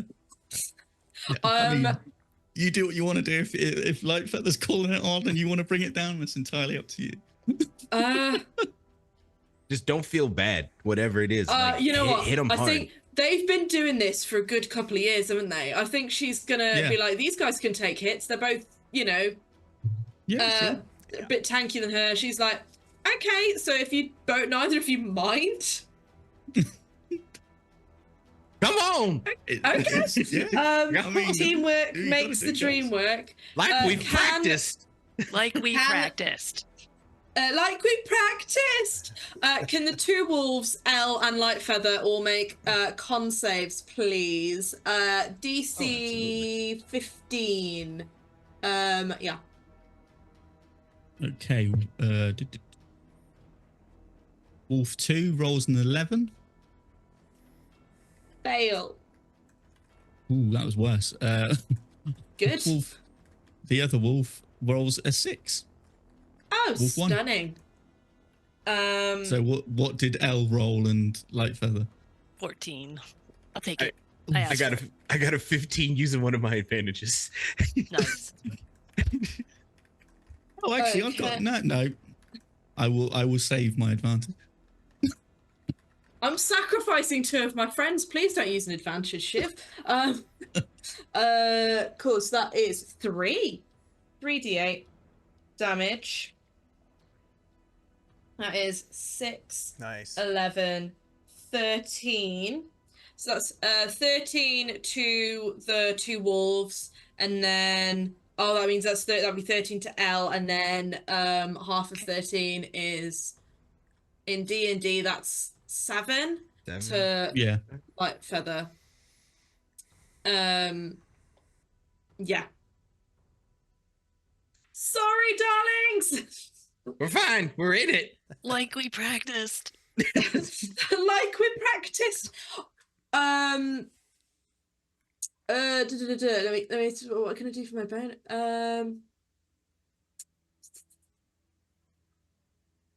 As a bonus action, I can use one of my bardic inspirations to grant 8 temporary HP up to 4 creatures that I can see within 60 feet.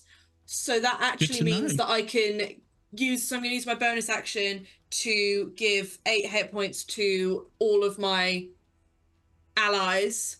So yeah, the 3 of you get 8 HP. Thank you. Nice. I could give 8 Nice. HP to Everly, but I feel like that's a lost cause I think that would. at this I point mean, in the game. she's not. Sadly, she's not in great shape. Yeah. Would that be the Jesus top or Christ. the bottom half that she would? Some might say she's Oof. legless. Oh, too soon. Wah, Too soon, wah, mate. wah. Bloody hell. Yeah, it's too soon. Sorry. Yeah, memory. Right. So yes, Is that all you're doing? and that will be Celeste's go, or I think she might just shift away from the wolves and kind of go here a bit. And if Okay. a wolf comes out of that building, I'm going to be very upset. But yeah, she's going to move out of the way. And there's another one. No. Paulo, over to you. Okay. Let's see here. Does this creature that's in front of me seems to be pretty honed in on me? Like it's Yep. okay. It's, All right. it's tasted your blood. So Yep. So I'm gonna attack Yeah. recklessly again, and I am going to just go into a frenzy on this thing. hmm So I will make an attack. I will make my reckless attack. First attack on my turn gets advantage. Okay. First attack is. Go for it. That is going to be an unarmed strike. It's going to be a dirty 21 to hit. That will hit. Yep. Okay. Come on. That's going to be a total of 6 points of damage with the first attack. Okay. Second attack, just tearing at this thing with my hands. That's going to be a 24 to hit. Oof. Jesus Christ. Yes. 9 points of damage on that one, and then because I've got this crazy frenzy thing, I get a bonus. I can use my bonus action for an additional attack. Sure. Go for it. Sweet. Barbarians. Sweet. That is a 22 to hit That will hit. for 9 more points of damage. He's just Okay. clawing and tearing and punching, and it's hard to see what's going on, but there's a lot of fur flying. Okay. Yeah. As you're laying into this thing, you start to see some of its wounds start to close, but Ooh. the relentless onslaught of your attack, how do you dispatch of this creature? Oh yeah. Okay. So while he's just howling now, like no more, and he's pulling and he's pulling off chunks of flesh and hair, and it just goes Oh. flying, and then he reaches forward and grabs the throat of this thing. It's probably like up above him, and he just grips on Patrick Swayze style and just rips it right out. Roadhouse. Yep, he roadhouses this wolf and then drops it to the ground. And he just turns Boom. around, and nobody's Dead. probably even paying any attention to this, but as he turns around, he's just like covered in blood and fur from this creature, and he just kind of looks around like, who's next? And he's going to, with any movement that he has, he's going to run towards his new companions. I think he's got... Oh no, we Oh. saw that. We're not gonna take that away from you. We Okay, saw cool. that. Cool. So he's got a lot of movement, so he can get right up here, Right up in the right grill. up Yeah? next to it. Oh, wow. Okay. Yeah. Cool. All right, and that's lovely. my turn. That's it. Perfect. So, Very as... well turned. Go on. I'm sorry. I Yeah. was going to say As this well happens... turned.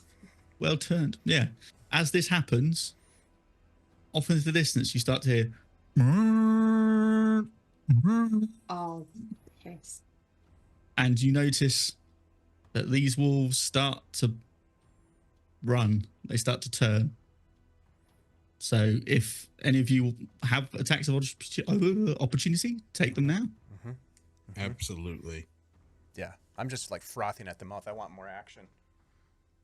Celeste's just going to do this because she can't attack anything. So Just like, Get fuck fucked, you. wolf. 22 to hit for me. Yep, 22 hits. You're going for Wolf 2, I assume. Yeah, 7 points of damage to Wolf 2. Wolf 2. Okay, cool. You basically buckle it, but it's bounding away. 19 for me. 19 hits, yep. Oh jeez. Are you going for Wolf 1 or Wolf 2? Wolf 2.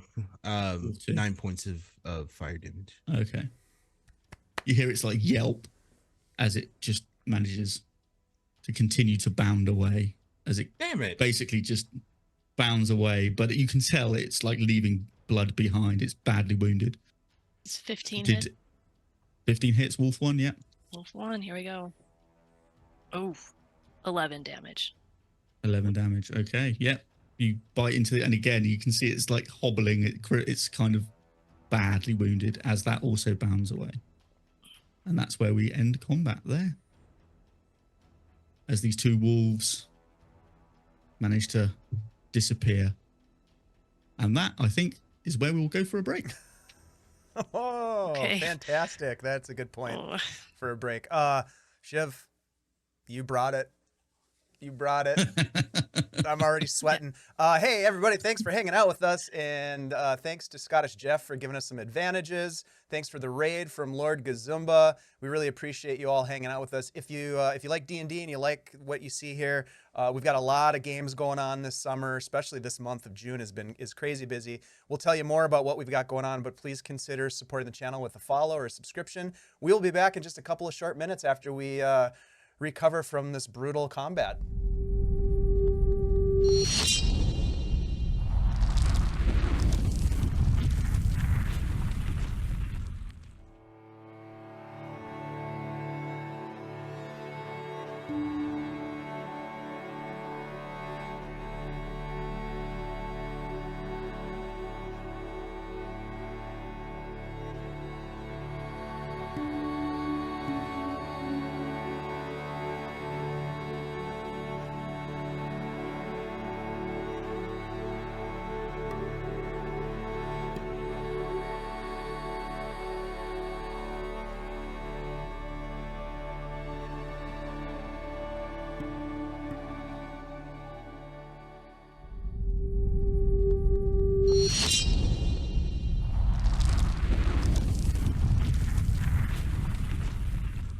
Yeah, we're back. Go live. Right, we're on the internet. Hello, welcome back. Welcome back. Our intrepid heroes survived just about to a attack from some beast, but we're not sure what they are. So let's dive back in. Let's find out. So now the village is being cleared. You can see nothing else, nothing lurking in any buildings. The horn sounded. The wolves retreated, but you got a good couple of shots in, and you can see there's a couple of trails of blood off there. But what you have noticed is the wolf that Paulo roadhoused has transformed into a man. Oh, shit. Ew. You probably also notice as you look over in that direction that Paulo has dropped to the front porch or whatever's left, and he is sitting down, looks exhausted, like terribly exhausted from whatever just happened. Ba, ba, ba, ba, ba. I'm sure I have Elle's something. Oh, got a no. little bit of, you might say, bloodlust of her own. She is staring off at the wolves with the direction they went. And looking back and forth. She's not sure what, which way she should go right now. Did you want to investigate any other buildings at all? The ones I you think haven't she's- touched? Elle's gonna go over to, where did Paulo go? You're slumped where? He would be. He's right here, Yeah, right next to Lightfeather. right Oh. next to Lightfeather by these barrels. She'll run up and do a cure wounds on you. If you look that kind of damaged. Yeah. We're all very Uh, healy, aren't we? This is very, very good for a party. All right, This let is a me big help you problem out for just a me. little bit. Ooh, thank you. I'm gonna give you nine Yeah. back. So- I don't like this healing business. I know. Hit points are back to full, but he is exhausted in the parlance of D&D after the frenzied rage that he just went into. As he just continues to sit there breathing heavily, his wounds start to close up, but he is certainly worse for wear. This jog any memory for you, this attack? I mean, sometimes I hear like traumatic moments do things to brains. feel Remember like anything? I feel like that horn, that whatever called them beasts. I feel like I recognized it, maybe, or heard it before, maybe. Do you think they'll be coming back?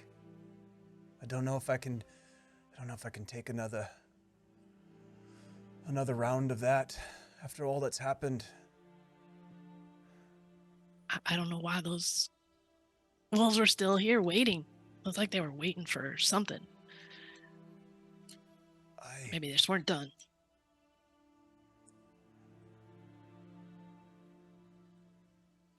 I don't know if they're coming back, but we might need to clear out of here. Where will we go? Well, you go back to Lavoca with us.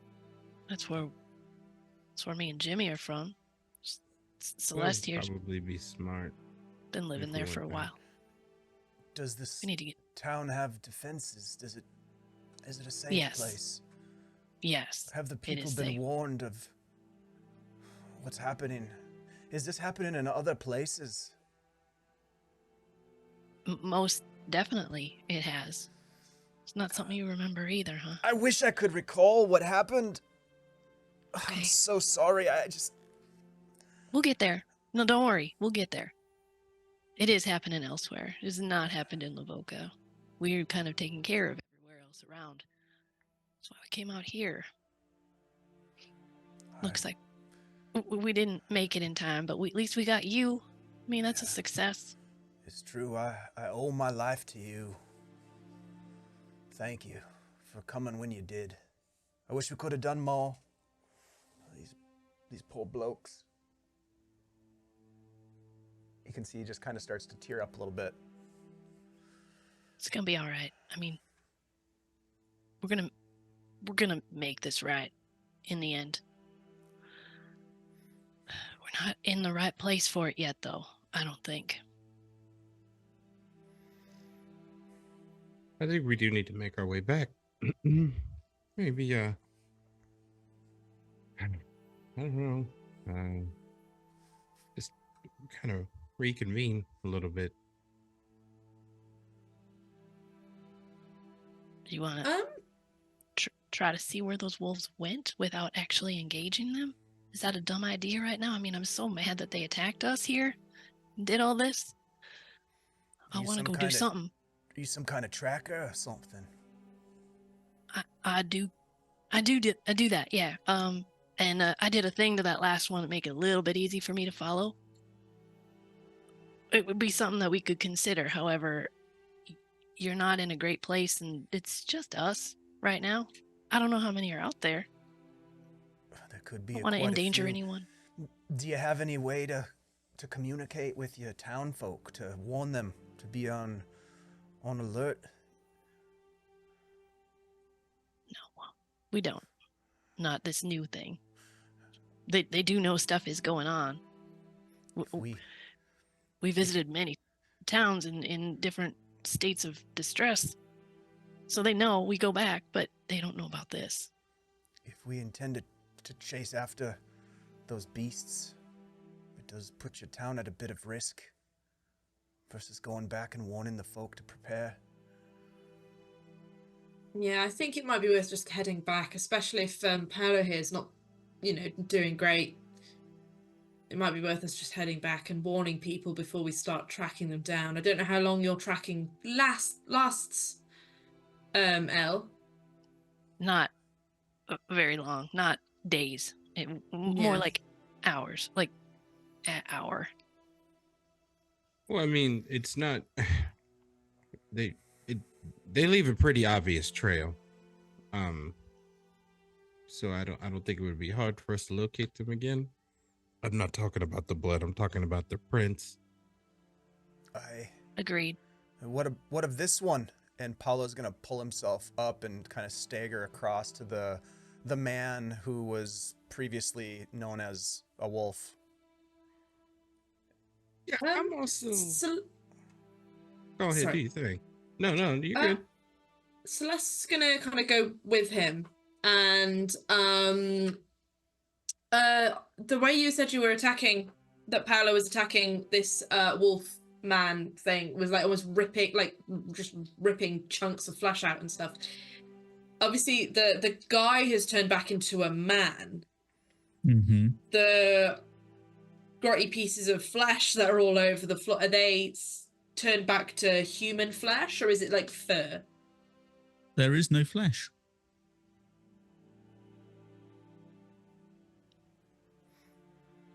You see a man with his throat ripped out. You don't see any other marks on him at all. Oh, so all of the kind of ripped up Would have just stuff is gone. Yep. Oh. Elle's gonna actually wander over to Everly, half of Everly. Oh, definitely. Some say the better half. Was the Too soon. too soon. Is the other half here too? No. You would assume from where she was thrown from, the other half is most likely in there, which is building D. Elle's gonna close her eyes, take a deep exhale, and move towards building D. Okay. Can you give me a Constitution saving throw, please? Am I barfing? We'll see. That's a 12.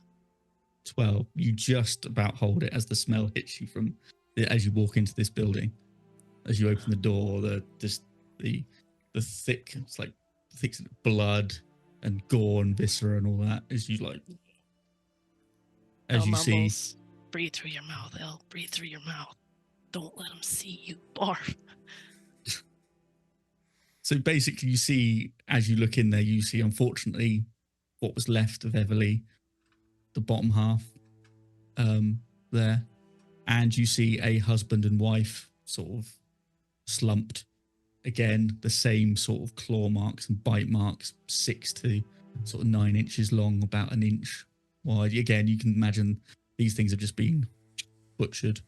But you can see that the husband had a pitchfork in hand, was trying to obviously clearly defend his wife, but he too was just bisected as well. And you see like the massive bite mark on the wife's sort of neck here, and up her neck, and that's just gone. And she's just like been basically bled out. Elle will turn around and do a cursory glance around the room for anything that would seem odd in a building like this. And do you want to give me a perception check then, please? Sure.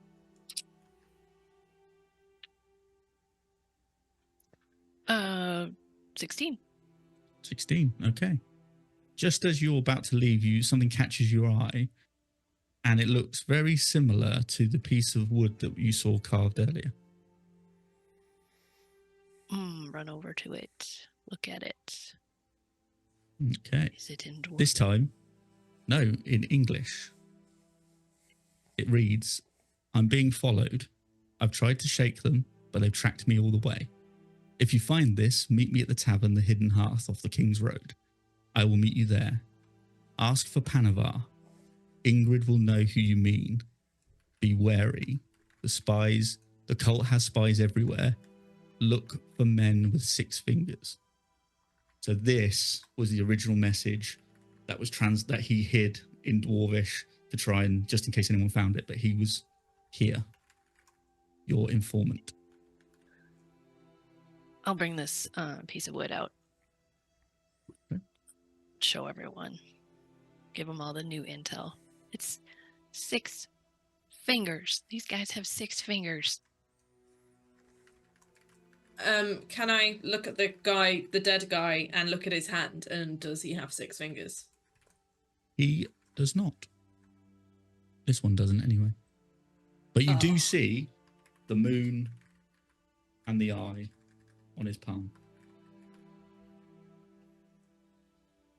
So the palm with the moon and the lidless eye on the reverse of his hand.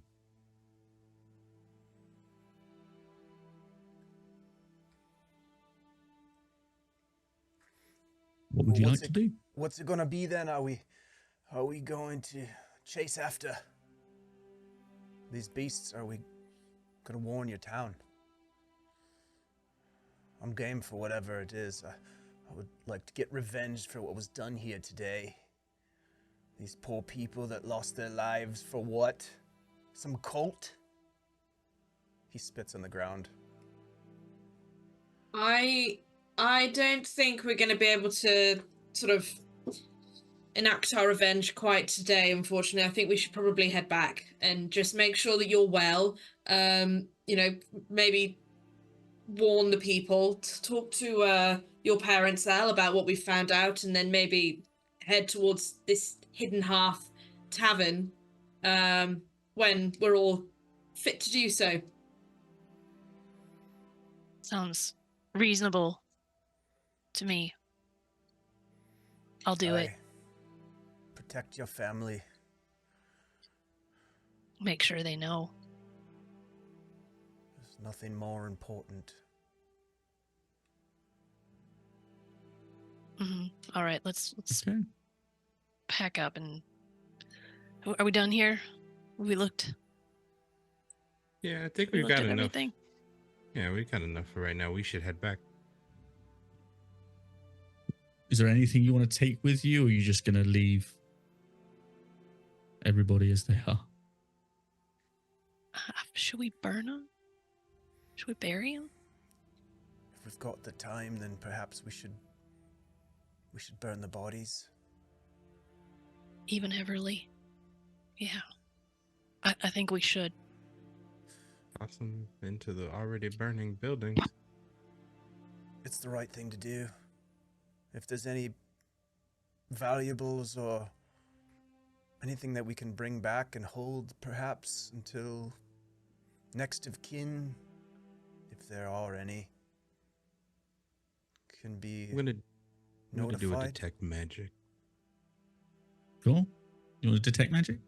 Yeah, Are you looking for anything specific, or just a general feeling of magic? general feeling of magic right now. You're not getting anything like you would have before in the first sort of couple of years ago when it was like really dense with magic. Now it's just like a sort of surface stuff that you feel kind of regularly. Nothing out of the ordinary that you can sense.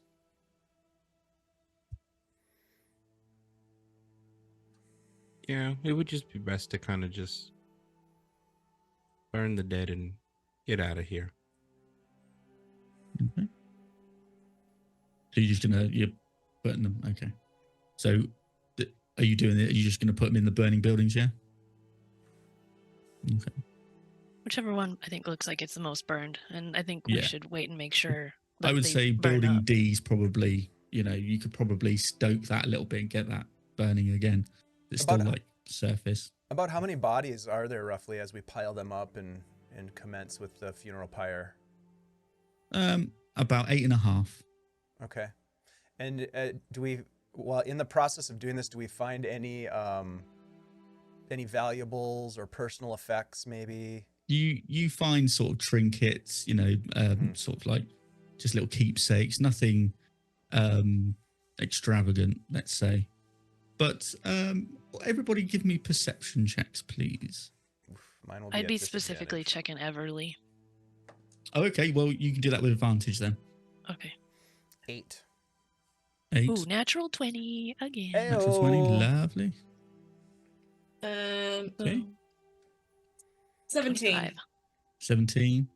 I also got a 17. 17.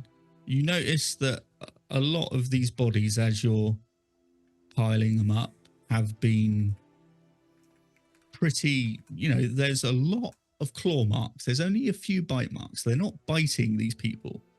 So you're thinking, okay, so they're just going in for the kill. They're just looking to maim and kill. So you're thinking, okay, well, fair enough. As you can probably see from the guy that's changed back now, you obviously think maybe there's something going on here, that a bite may be serious. Don't know. But with your natural 20, as you go to put Everly's body on the fire, you notice she's wearing gloves. And you notice that she wears gloves all the time. Okay. You recollect that maybe you haven't seen her with gloves before.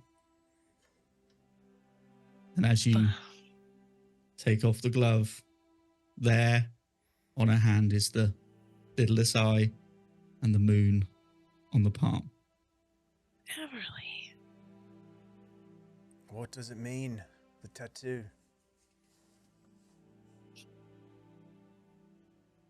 It's a mark. I've heard it was on the necromancer.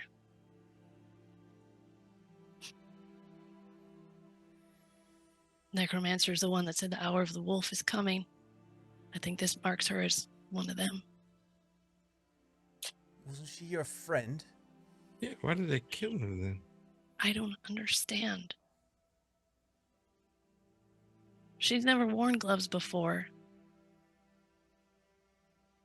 This is the first time. I wonder if this is just something new that happened, if they gave her that choice. She was too scared to say no. Recent initiate. Maybe. Shiv, Maybe this was a test. Yes. Paulo has like these wrapping leather, like fabric wraps over his hands. He is gonna quickly unravel them to check his hands as he's trying to figure out who he is, what is going on here. You don't see anything on your hands or palms. You hear him breathe a sigh of relief.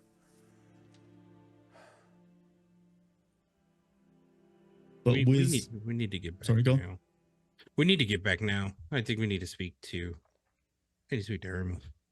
Maybe she knows something. Do some reading. Ugh.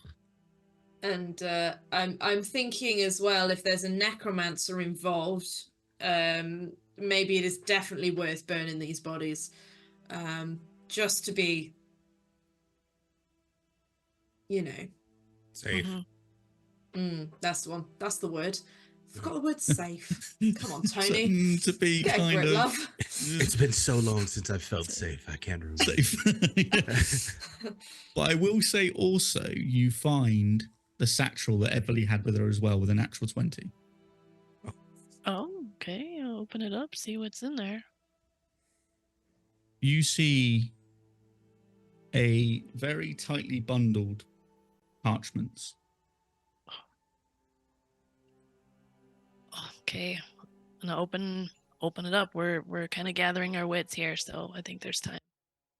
You see a very detailed sketch of this very town.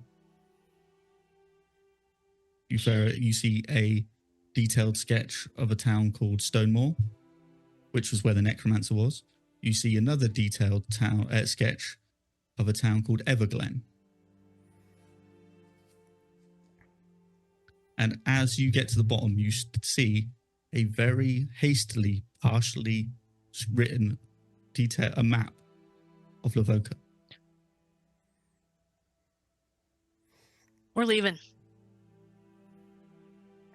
It's time to go. right now. But what you can tell that this has not been finished. It's kind of got some of the buildings. It's very hastily done. It's not had the time to be as much detail or information as possibly the others have.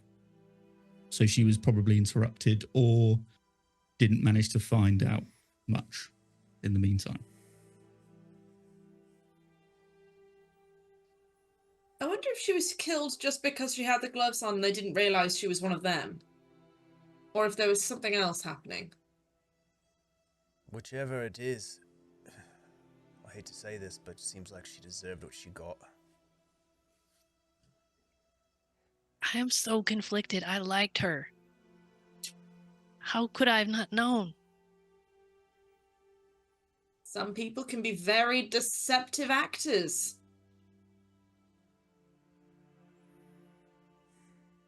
I don't want to be skeptical of everyone again. We're gonna have to look at everyone back in town. We're gonna have to. We don't know. We didn't know anything about her. Thought we did. Just got a sketch of our town. You said you have Yeah, and family back there in your town of Lavoca? Those are the people you can trust? Everyone's back in Lavoca. Then it's time we got out of here and got there. That's where the people are that you need to save. Yeah, we gotta go. Are these bodies? Are we done here? Yep, you've pretty much piled them, you've burned them, you've taken any information you can from this, what's left of this town, and the information you've now gathered from what was potentially maybe a spy or maybe something else from your guide. Elle's gonna throw those gloves into the fire. It's the last thing that we do as we're leaving. Mm-hmm. Lovely. Are you keeping the rest of the paperwork that you've gathered? Oh, yeah. Yeah, for sure. Okay. Just burn them as well.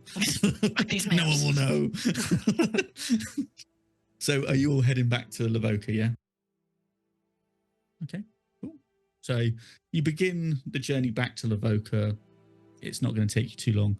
You had some horses, so you could probably make it back. I mean, there's a spare horse now. If Paulo wants to take it, he doesn't have to. I don't know. Does Paulo ride a horse? Or is he just a guy that wanders? He doesn't know. But he's going to give it a try. Do you want to give me animal handling then? Sure, with disadvantage because I'm exhausted. With disadvantage? Yeah. Oh no. Well, I rolled a natural 20, but I also rolled a 12. So a total of 15. Okay. 15. So you managed to mount the horse and it kind of like doesn't really like that you're on it, but it Easy kind boy. of, it just gets a bit skittish, but it does kind of Easy. accept it in the end. It does kind of accept it in the end. And there may be a time where you're riding it might try and, just sort of like wander a little bit and not listen to instructions, but it does eventually come back around. So as you're traveling back to Lavoca, you start to lose the light. You see the sun start to descending behind the tree line, and you see the mist begin to roll in. Visibility has become difficult, and the sound in the forest becomes muffled. You feel the cold chill of this fog and the night that's coming in. But you notice there's quite an eerie silence around the place. Like stuff has just kind of disappeared. The regular sound of the forest that you felt has come back is now dissipated again. It's kind of just gone more quiet than usual. Are you looking for a place to make camp now, or are you going to try and surge forward into Lavoca? You've probably got another few hours to ride. We should press forward, shouldn't we? Yes, I think it's I probably think- for the best. It's gotten real quiet here. It's not a good sign. It's not a good place to set up for the night. Celeste is going to she's going to talk to the gang before she says anything. Before she does anything. Do you think we could do with a little bit more light, or do we want to avoid attracting anything potentially coming? Because I can cast light if needs be. I don't want to be a target, but I can't see very well at this point. What do you guys think? Are we having trouble seeing? I mean, we know this road. If we don't need it, then I feel we could avoid doing it. I wanted to check before I did it because I didn't want us to become a potential target. You know what I mean? Very good. Smart thinking. Do you know the route back to your town from here? Yeah, we do. It's not going to be a difficult way to find our way back. I just don't know if we're going to get attacked again, if it's going to help or hinder. Can the three of you make survival checks for me, please? Who do you want survival checks from? Just the three of them, since they know the road Okay. back to Lavoca. Natural 1. Oh, no. 16. 16. 11. So Celeste, The one who's been living there the least. And they were Least never seen amount of time. again.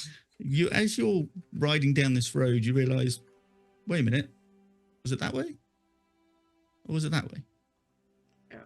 And then you're like, this fog is a bit dense. I kind of lost which fork to take. But then you managed to kind of find your way back onto the right road. But there was a moment there you were like, that's weird. I kind of thought I was going the right way, and then I kind of got turned around. So you're finally heading towards, and off in the distance, you kind of hear this. No. Are we leading them back? Are we leading them back to town? You can hear it going off into the distance. Towards where we're riding to, or behind us? No, you're behind you. Okay. So what's happened is, as you kind of lost your way a little bit, you kind of wandered down a different road. You've heard this noise, this horn in a different direction, and then you've managed to find your way back onto the right road as you still hear it in the distance, like going quieter and quieter. So you're like, whereabouts were they? Where did that come from? You're kind of a little bit disorientated from where Willowshade was to where you ended up, and you start to see the light of the town of Lavoca just up the way there. So that horn is potentially pretty close to Lavoca. You could probably guess probably 10 miles away, maybe more. But you can say you definitely know from listening to it that it was going. So whatever business they had done, whatever happened, is they've gone in a different direction, or so you believe. Whatever business they have done. Let's make this quick. Let's get in there. Yeah. Dun, dun, dun, dun. As you ride into Lavoca, you can see the town is kind of now a little bit more well supplied. Well, it's got more of a fence. It's got more of a bit more palisade, a bit more defenses. The gates open as they recognize Elle, and you're brought back into town as there's street lights, the torches are lit and things like that, as people sort of see you and wave and give you nods and stuff. And you see Marjorie comes out and she's like, Elle. Ah, She waves over. How's it going? What's happened? we got some news. We got a survivor here too. This is Ma'am. Paulo. This is my mom, Marjorie. Oh, Marjorie Marjorie Gladstone. Nice to meet you. Pleasure to meet you, Miss Gladstone. Your daughter here is quite a hero. I only wish that Oh, wow. that the three of them had arrived in that town just a bit sooner. Yeah, But we're here Oh. now. Okay, well, yeah, people have been coming in all afternoon. You look around and you see more people sort of in makeshift tents and things like that. You notice Gerd, who you saw on the road, Good. he's made it to Lavoca and his people. And again, they're very much kind of setting up makeshift camps here. There's, if you remember Anna, who you stayed with originally, she's opened her barn up and a few people are staying there. So it's very much tradition. like everyone's, very much like mucking in to help these people that have kind of arrived. And you see other people handing out supply packages, like food and rations and maybe blankets and things like that as they're coming into town. She's like, it's been a busy afternoon, I tell you. I sent a bunch of them back here. They there's a lot to talk about. It's not going to be safe. Very soon. I think something's going on out there. I don't want to talk out here though, where people can hear. Let's all go in. Yeah, somewhere. come in. Paulo kind of stands there, not knowing if he should join them or not. He's sort of looking around to see if he recognizes anybody as well. You can give me perception or insight, something like that, if you want. Sure, I'll do a perception at disadvantage Mhm. because I'm exhausted. 16. 16. You recognize... Actually, the 16, you notice there's two people there from Willowshade. They haven't noticed you, but you spot them. You're like, wait a minute, they were fishermen. They were on a boat when I saw them originally at some point, but you can't remember. The memory's hazy of when or where. You just remember that these guys were pulling a boat in from, they'd just come back from like a big haul of fish they'd brought in for the town, for the village and stuff. And you're like, They're just like looking into like soup bowls of like stew and stuff, their heads down. But you're like, I won't approach them, but I'll take note that there's people there that I potentially know. And just kind of look back at the house as everybody's going inside, just kind of standing there, not sure what to do. Oh, come Marjorie on. goes like, yeah, you're going to stay bring him in outside? if- Yes, ma'am. Come on. Thank you. Appreciate It's like it. wiping her hands on her apron. My mom makes the best blueberry pie. If that doesn't bring your memory back, I don't know what would. Come on in and have some dessert. I'd be very grateful for that. Thank you very much. She sort of ushers you inside and she brings you in and she's like, do you want me to? I've got some food. And she's putting food out and she's putting some other bits and pieces out. Just sit down. We'll figure it out. And she pulls Elle aside and she's like, listen, just not to worry, but your dad's not back yet. He's still out there. But he said he'll be back in the morning. Okay? He's still out there. Where did he Yeah, go? why? Oh, south, I think. All right, well, There's a village south that he said he wanted to help and check on and make sure everything was okay. And he's got some information or something that he's going to bring back. That's what he said. Okay. That's not unusual, right, Shiv? Like that. No, he would be... not yeah, okay. unusual. He will come back in the morning. You know, if he leaves late in the day, you know, he's to and fro quite a bit. Okay. She's like, is there something I should be worried about? Well, we just need to bulk up. Everyone's moving their heads at me in all kinds of ways. I don't like it. I'm just 17. Well, let's just ease into it first. Okay. This has been Well, how about okay, well let's just relax. I'll get some food and then we'll talk about whatever's happened, okay? Okay, that sounds good. Perfect.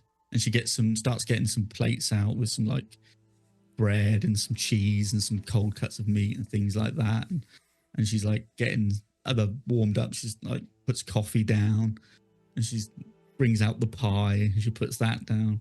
Just made it this morning. Puts it down. Come on, dig in. question, Shiv, with Mhm. in the time, I guess in the 2-year time frame and like the interactions that I had with Irma, Mm-hmm. there's obviously been mention of this Wolf King, correct? Yes, you kind of understood over the history that like, this has always been a nemesis to her champion. It's always kind of like the balancing of the light and the dark kind of attitude. So the notion of werewolves, I know of that. You are aware that there was something dabbled in the past because of that. Aware of werewolves. Aware. Oh. I mean, I don't know whether would you have shared this with the group now? Or are you going to share this with the group now? Was this something you would have brought up in conversation, or is this something you would have pondered on over the past? This is something that he pondered on from, I guess, from the end of the battle till the entire ride to Lavoca. Like just not mentioning it at all, just putting things together in his head of previous conversations and what we saw, and then like, you know, he's connecting the dots. Okay, cool. Yeah. So, what's going on? What's happening? I mean, Also, as she's another, like, do you need something for that? And she's like points at the kind of cut. And are you okay? You seem pretty banged up there. Yeah, Paulo is sitting very patiently while people are starting to help themselves to the food. You know, you get a sense that he's got some etiquette from somewhere as he's sort of like waiting for other people to get their food first. Well, I took a bit of a clunk on the head. He reaches up and just kind of there's still blood on his. Oh, okay. Let me get you something. He just like starts looking through for like a poultice or something like that to put together to give you. Where's that accent from? Can I ask you? You don't sound like you're from around here. I get a sense that it's from all over the place. Huh. Bit of a traveler, huh? Maybe I don't quite recall where I've been. I know my name is Paulo, and I'm very grateful for your hospitality. That's Oh, about it's all I a know at this pleasure. moment. That, and I've got a nasty head wound. Okay, well, nice to meet you, Paolo. And she puts like a poultice on the back of your head, and kind of gives you some sort of relief and like a headache or something as it's like pressed on. And you can feel like the coolness of it. Just hold it Thank you. there, and please help yourself to food. Don't be shy. Don't be shy. Get stuck in. These guys will eat you out of house and home if you let them. Yeah, you Celeste kind is of got to already, advocate for yourself around here on the table. Celeste is going to work. Celeste is basically like finished her bit of pie and like has coffee in her hand. She was like, Already hit the after meal coffee. Nice. See what I mean? Forgato. Oh, please, Paolo, dig in. Yeah, dig in. Okay, Thank so I've been thinking. You know how dangerous that is. So these were werewolves. Huh? Like gauging everyone's reaction. Like just I Marjorie's suppose that would make immediately- sense. Marjorie's like, what? okay, cool. We're all still level-headed. So, and I didn't really realize it right away. There's a lot going on, but that person in the town, they were a person after our friend here took care of them, but they weren't a person before. And see- go ahead. I also had a similar thought. I think when I first saw that wolf fella was actually a man, and then the Gert, was it, who was in that town whose name I've forgotten what it was called, Stonewall. He said that some people just left with this big group, and I wondered if perhaps those people who just left and accepted the Wolf King became those creatures that we fought. Here's another thing too.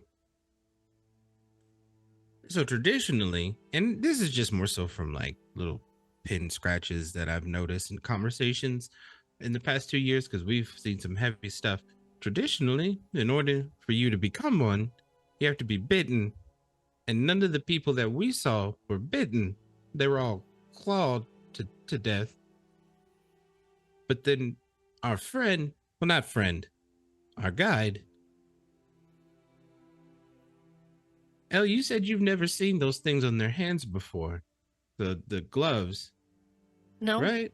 she never wore gloves before. I don't remember really studying her hands before, but The gloves were a question mark. I would have seen that. Yeah, now she's Where- wearing gloves. Got these marks. Whoa, stop, steady. Where is Everly? Oh, she's dead. Excuse me? She died. Yeah. She was attacked. We were all attacked. I mean, that's what happens when we go out sometimes, Ma. We're fine, more or less, but Everly did not make it. She was an initiate. She had to have been, because if she never wore gloves before, she had nothing to hide. And then with what you found, this could have been a test, and she failed in the sense of they didn't realize it was her. This was before she was able to get bit, so she wasn't able to do. But why? Why would she? Maybe Initiate she was for trying what? to lure us into danger. Maybe she knew that there would still be those things knocking about in Widow Shade, and so she decided to try and trap us and have us killed, knowing that we're the ones who are going about place to place, trying to put a stop to all this. Perhaps It was- to draw you away from Lavoca and protecting this town. Didn't you say there was parchment with some notations about this place? She'd She just was a s- begun She was a her scout. her studies on this town. Yeah, Ma, Everly had a map of Lavoca. She had maps of other towns. which, well, one of which it was Willow. She had Willow Shade, right? That was one of her maps. Willow Shade, yeah. Yeah. Well, one of which was the town that just got destroyed. That's why we came back. Also, we were kind of injured. We came back because I think there's some plans for Lavoca, which don't bode well. Okay. How long has she been here? Or was she here? Couple of months. She was a scout. She came down from the north. She was a spy. Looking for work.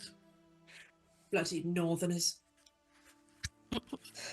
Yeah, she came from the north. She came looking for work. She said she was a scout, a tracker. She was going to be a guide to, you know, if anyone needed help. And so we said, yeah, more the merrier. Come on in. And we trusted her, obviously. Well, she didn't seem let us around before. suspicious. She came in. She took some food, took some water. She was, from what I could tell, she was harmless. It's got to Plus, be a the new thing. last time we did that, we were cursed for forever. Well, we're a bit Oh, lucky well, yeah, in no, one there was that. respect. We've got some information to work with. We've got the fact that perhaps this town is a target of this cult. Bastards. We also know, based on the writings that you found, that there's a place called the Hidden Hearth. How far away is that from here? Probably about a day's ride, day or two. Above the table. What was the name of the individual we were supposed to seek out? Perhaps there is it someone that could help us? Our contact was that Ingrid? Is that Ingrid? No, that was you were looking for a guy called Stokes. Tybalt Stokes is the informant. Tybalt Stokes, that's the one. Yeah, she basically in the message it says when you get to this tavern, ask for someone called Panavar. Ingrid will know who that is. Ingrid is the person that works at the tavern, obviously. So, yeah. Oh, and the message said that there's spies everywhere, and we just damn it! How did we not notice? We could have used that message a bit sooner. We didn't notice because we've been so busy trying to protect everyone and survive. We didn't realize we also had to look inward. Well, by the looks of it, Really? from all those refugees outside, this town is quite willing to accept those from outside, which is both a strength and a weakness in some respects. I mean, was there any markings these people had that you knew that they were? Well, funny you should say. Yes, she had. Was it a moon on one side and an eye on the other? Oh, lidless eye. Okay. A lidless Okay. eye. Okay. So, should we check everybody that's come in and see if they've got this too, or? But yes, but not to cause any suspicion. To do it kind of discreetly, maybe? Yeah. It's If that's at all possible. Community hand washing session. Yeah. Well, it stops diseases. It could be an idea. Keep it clean in Lavoca. I like the sound of that. It's a great Yeah. catchphrase. Okay.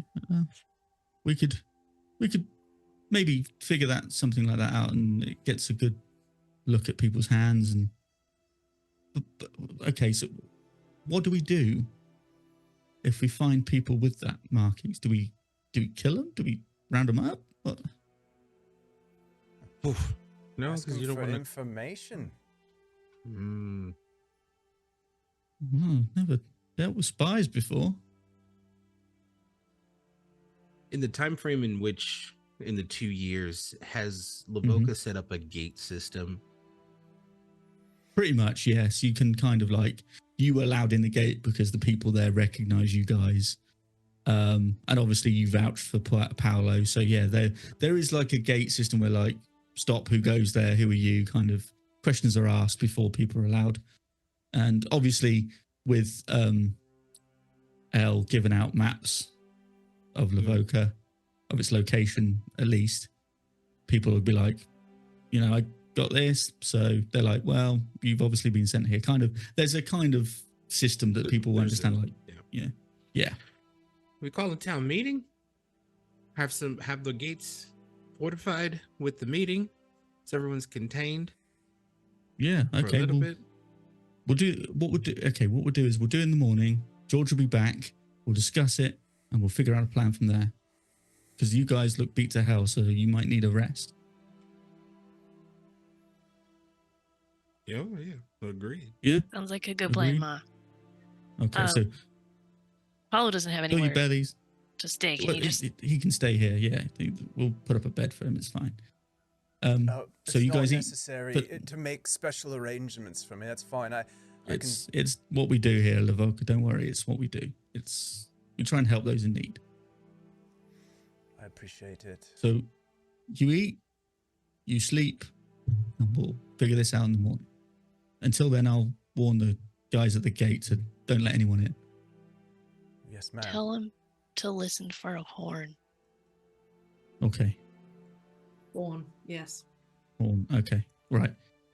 I'll go do that now. You guys rest and head to bed because we're going to need some clear heads and some strength in the morning. Okay, Mom. Thank you. She sort of quickly rubs her hands on her apron and heads out the door to the gate to let these guys. So, are you all going to head to bed for a rest? Cool. Lovely. I think Paulo is very overtaken with emotion with this show of hospitality, and he certainly will like have a brief conversation with Elle before retiring. Just Okay. your family is very kind. It seems like this whole town is just a wonderful place. I appreciate you bringing me here. Family is more than blood. This whole town is our family. You Family. are welcome to be part of our family, at least until you can figure out where yours is. That means a lot to me, Elle. I have this hazy memory of whatever happened in that town in Willowshade, of the terror on the people's faces, the small ones that were crying. I tried to do what I could to save them. I don't know if they were mine, if I knew them, or if they were strangers, but they needed help, and I guess I wasn't able to help them. I want to be useful. I think you'll have that chance to redeem whatever it is you feel like you did wrong or didn't do. You're going to have that chance here.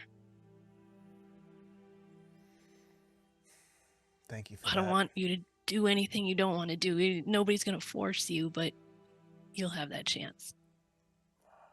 And after I saw what you did, or at least the aftermath, I think you're going to do great. I felt overcome by rage when I saw that thing. I didn't even know what I was doing. But Has that never happened to you before? I don't know. You want me to stop asking if you remember stuff? No, It's probably very annoying. It's frustrating, but maybe it would help me to reveal just a smidge of a memory. Maybe 2 smidges if I'm lucky. Whole lot of smidgen going on here. So if you need to smidge in that way, that'll help. You definitely should think about stuff. It's unfortunate though that it's all negative. You don't have any positive memories right now. Any positive? You know what, Elle? Blood. I think I'm making some positive memories just by being here with you and your friends and your family. There's good people here, and I feel safe. It's good. It's all we can hope for. At least at the beginning. Gives you some strength to move on. And hopefully remember, hopefully make a difference. Hopefully redeem yourself. Not that you need it. Never think you need to redeem anything. But you got a shot. Well, we'll get to the bottom of this cult for sure. I can dedicate myself to that. Hopefully you can remember something. Yeah. That might help. Things happen to you out there that I can't even imagine. We'll get to the bottom of it. Thanks for taking me in. Do you need another blanket? You're gonna be good. I could use another blanket. That'd be nice. Okay. This one you got's kind of scratchy anyway. I don't know why she brought this one out for guest. I'll be right back. I'll come back and I'll bring him the nicer soft blanket, and there's an extra pillow in there too. Nice. And as he lays down and goes to sleep, I will cut out another piece of the blueberry pie and I'll set it down next to his sleeping area after he's out. And then I'll go back up and go to sleep. Okay. So as you all take to your sleep, the night goes by peacefully. Paulo, as you drift into your dream, the pain of your head eases, your wounds are tended to. You find yourself hearing some heavy footfalls. You look around, you see yourself in a forest. You see the darkness around you. You look, and there doesn't seem to be a way for you to go, but forward. You feel the footsteps reverberate through the forest. You turn around and you see two red eyes closing in on you. No. You see its eyes locked on its prey. Suddenly, a man stumbles into view. You see his face strikingly looks like yours. But before you can react, the creature launches itself, its massive talons, reaching out, trying to tear at your throat. As you wake up, drenched in sweat in a panic, the lingering encounter fresh in your mind. You look around and you find yourself in the Gladstone house. And that's where we'll end the episode. Okay. The piece of pie is still there, right? Piece of pie still there? Yep. Okay, Thank heavens. Good. Yeah. All that's right in the world. Oh my God. Thank you, everybody. Speedy terror pie. Oh my God. Yeah. Hey, I eat when I'm nervous. You know what I mean? Yeah. I mean, if it was gone, you could have gone, well, maybe that was a iffy bit of pie that's given you some nightmares. Who knows? Maybe. Luckily, it was not man. eaten, so you're fine. Awesome first session, you guys. Yeah. For sure. It was dope. Super dope. Thanks to everyone who's been hanging out with us. Thanks for kicking in some advantages to help us out in our epic combat against those damn wolves. Let's go around the virtual table and do some outros. Shiv, let's start with you, my friend. Thank you so much once again for bringing this game back to the channel. Tell us what's going on, my friend. Thank you very much for having me. Yes, I am Shiv, your DM, your humble DM for this evening. And you can find me everywhere at IOShiv. You will find me here next week for part 2. And I've got other things going on in the future, which I'll put out on my socials. There's some more of me DMing some stuff in the future. So watch out for that. Oh, hell yeah. The best. Yeah. Thank you. Let's jump over to Shelly. Hey, yo, it's Shelly, also known as Flea Monkey, also known as Hey, it's Flea Monkey on Instagram and Threads. You can find me on this channel doing some other stuff. every Tuesday, Heroes of Greyhawk with Dave and a couple other pretty cool people. And also on Tithalanos' channel doing Pathfinder, stuff like that. Just out there. Thanks again, Shiv. This has been dope. Thanks, Shelly. Let's go over to Tony next. Hello and goodbye. I'm Tony, and you can find me on like Instagram, Threads, which is one I always forget is a thing. Instagram, Threads, Twitter, as Tony Shaw. You can also find me on all of the Roll the Dumb Dice social medias and our YouTube channel and podcast. Go listen, go watch. It's quite good, not to be biased or anything, but it's pretty good. Good content. It is good. And also on Ampersand D20's channel for Homebrew Havoc, but that's not going to be for a few weeks because of jobs and stuff. Things, yeah. Stuff and things and whatnot, unfortunately. Life. But yeah, keep an eye out. You'll see when we're next going live. So see you next week. Love you. Bye. Tony, so glad that you're back for this. This is such a fun group. Yeah, this is a great group. Not the least of which is Ian. Glad to have you back, my friend. Always glad to be back. Such a great character. The James. He's so I good. love Lightfeather James. It's my favorite character that I have right now, honestly.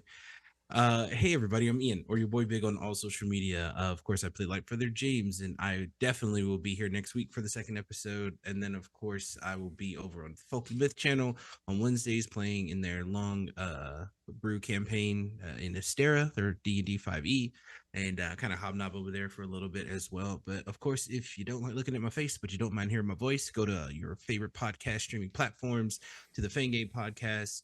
And you can hear me hang out with some homies over there. Awesome. What kind of a monster wouldn't want to look at that beautiful face? I know, right? I mean, I know the podcast is epic, precisely. but come on, baby. You got to have the visuals. Give the people what they want. That's right. That's right. Too much. Damn right.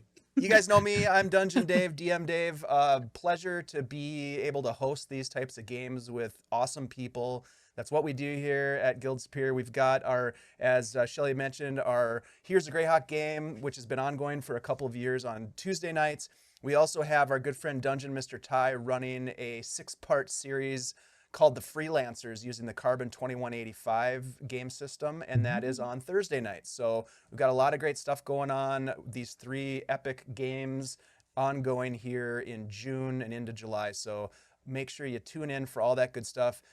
Thank you once again for all of the great role play and just fun action. We're gonna raid into Captain Owlbear, so let's make sure that we give them some good old-fashioned Guild Superior love as we raid into their channel. Once again, thank you all for being here. We'll see you back for some more Tales from the Whisperwood next Saturday, same time, same place. Thanks, everybody.